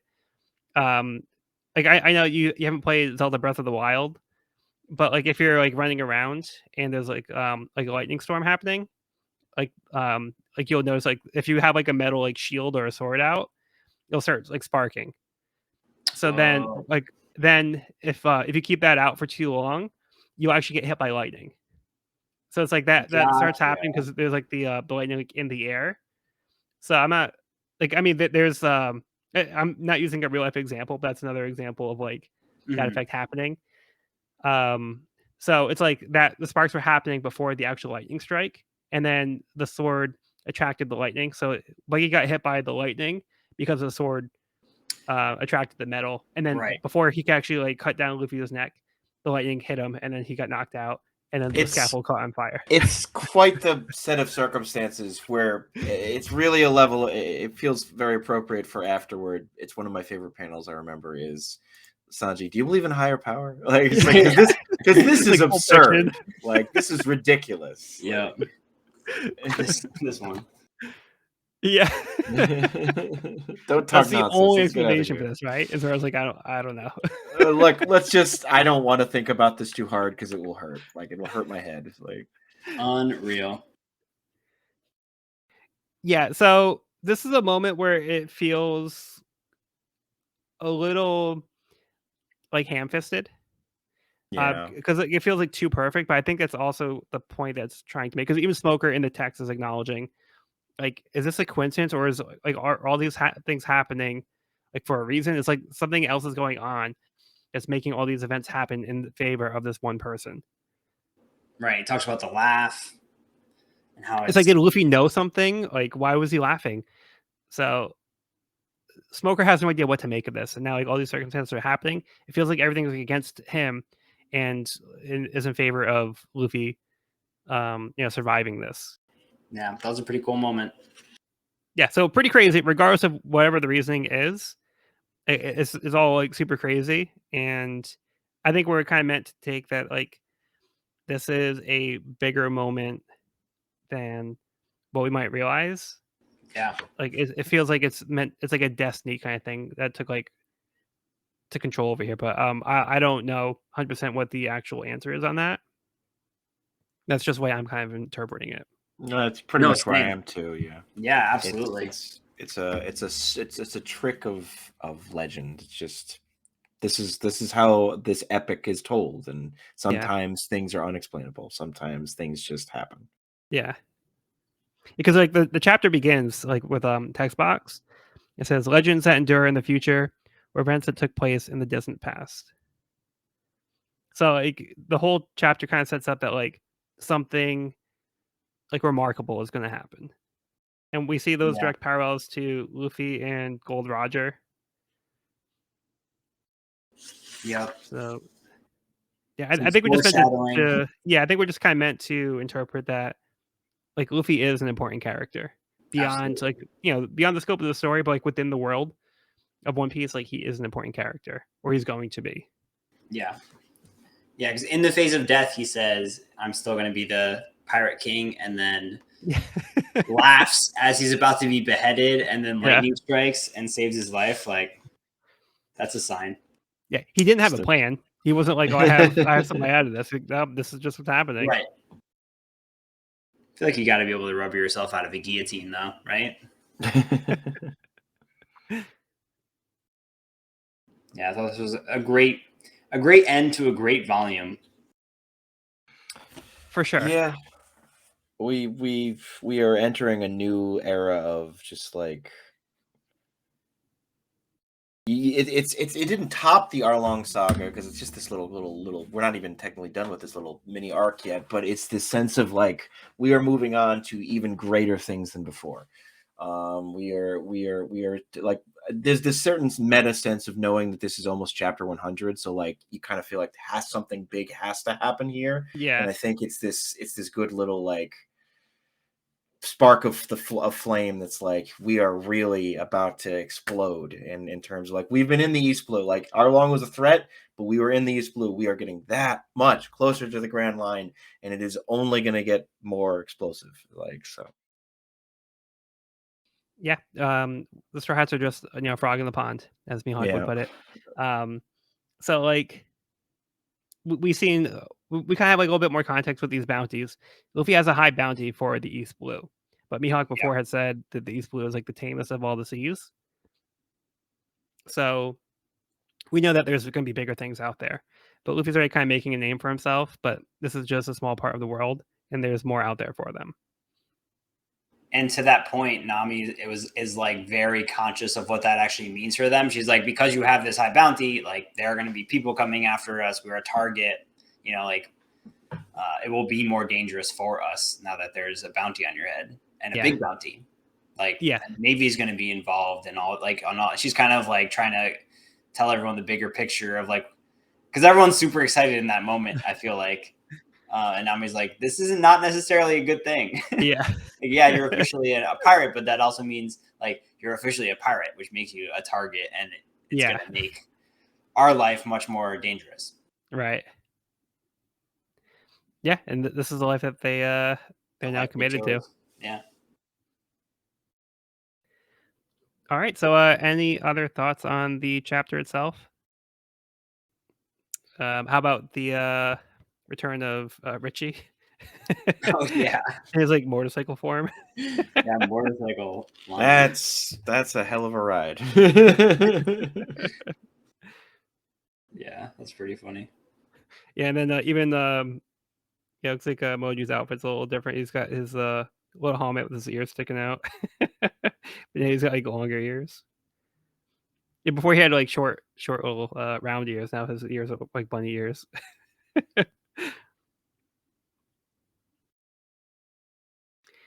Yeah, and he's here to burn the Merry.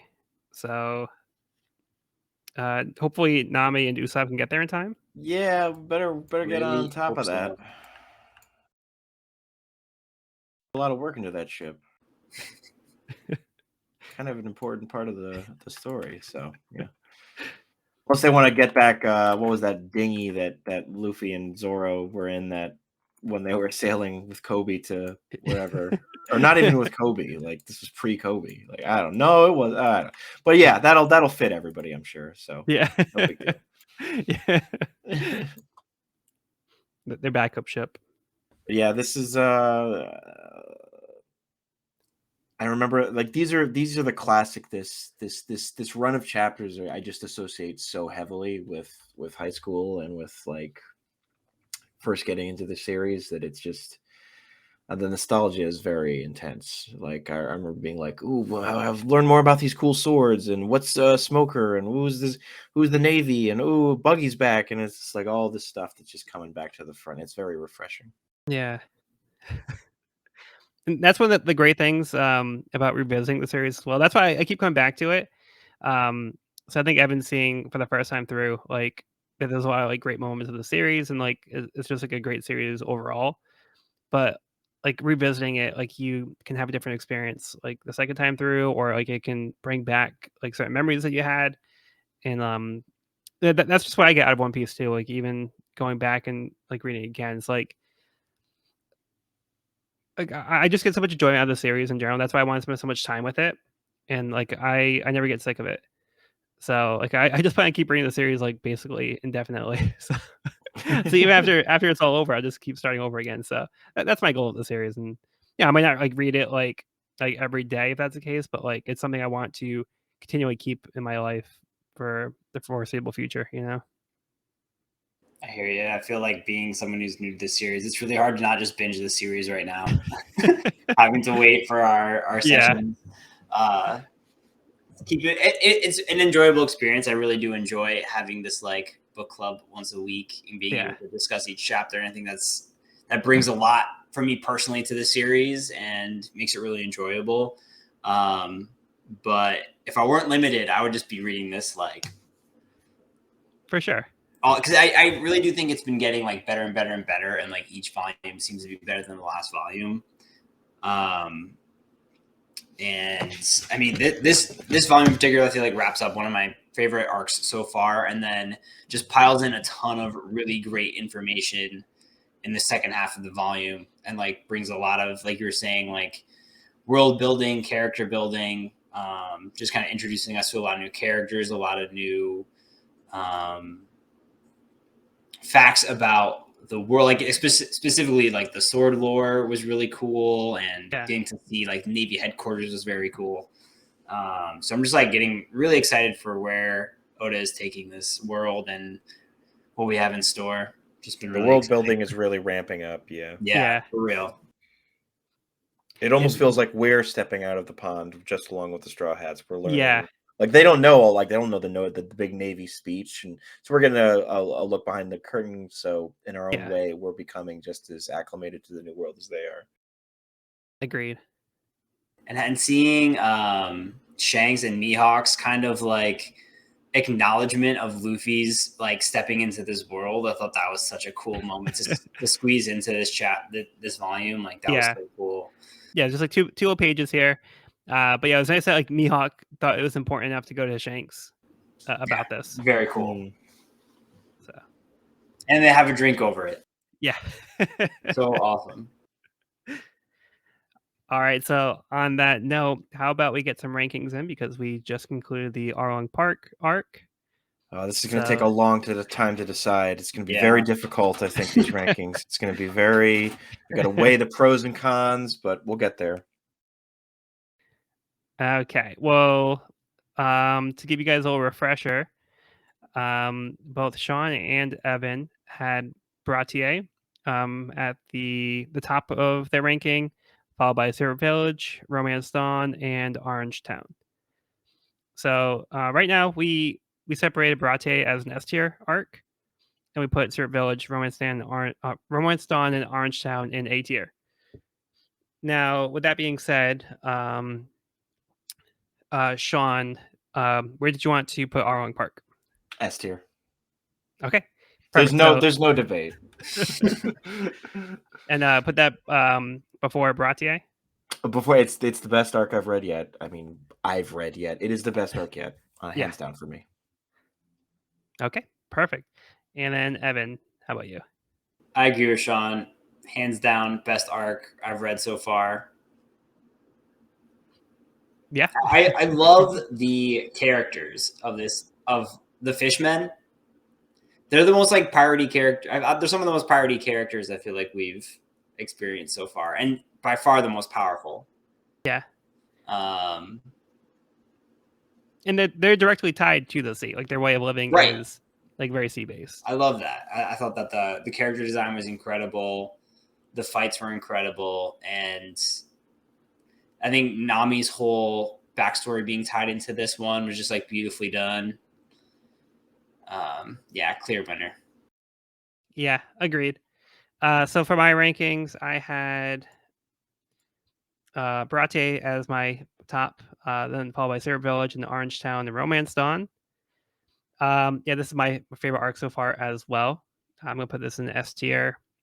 This is one of the greatest arcs in One Piece, I think, just period, as John has mentioned before as well. But there's so much where this feels like things have escalated to a different level from what we've seen so far.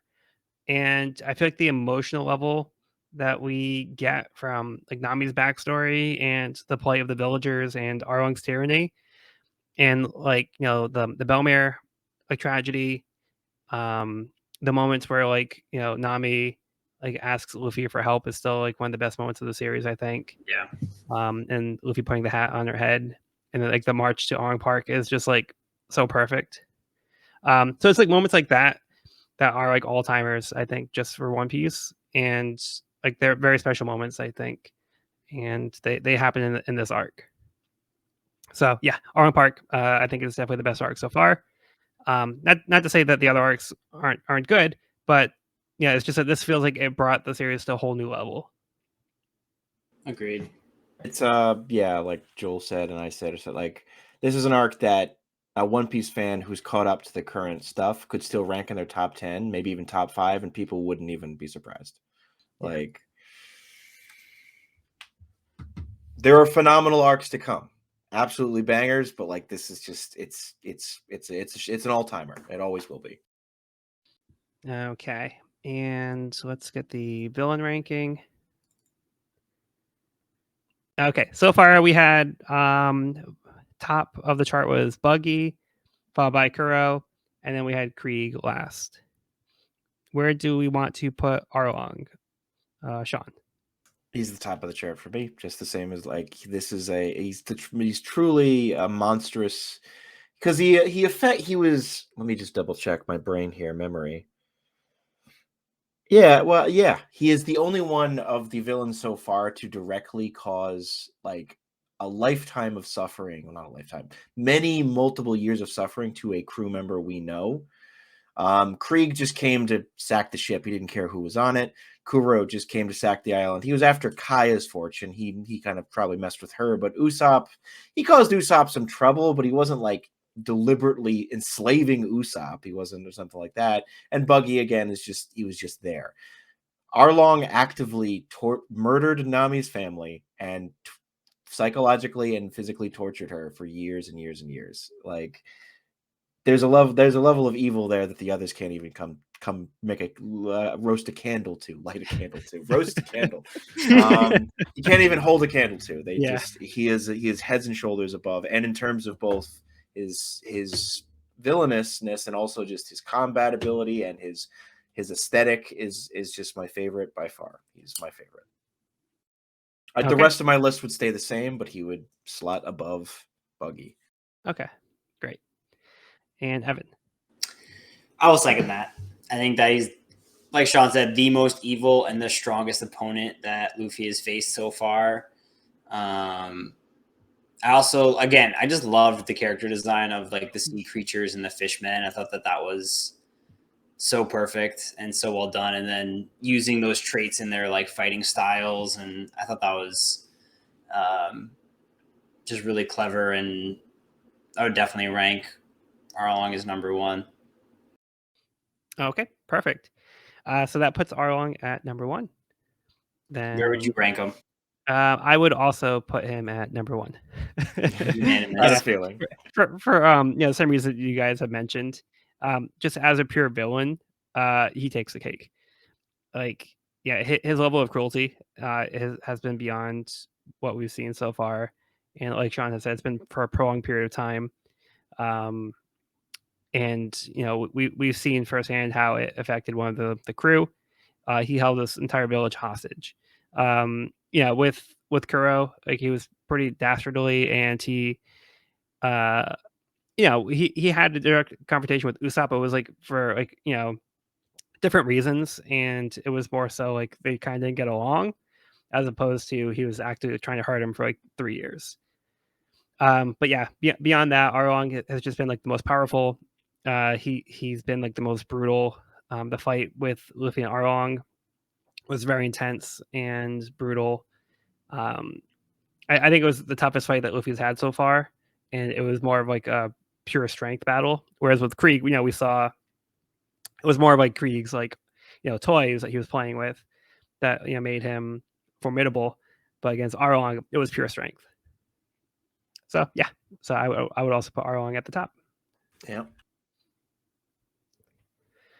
All right, so that will conclude this episode of the We Are Reading One Piece podcast. You can find this podcast wherever podcasts are found at wearereadingonepiecepodcast.buzzsprout.com or on our YouTube channel at We Are Reading One Piece. This is a spoiler-free channel up to where we have recorded this podcast, so if you are new to the series, you can visit the channel here.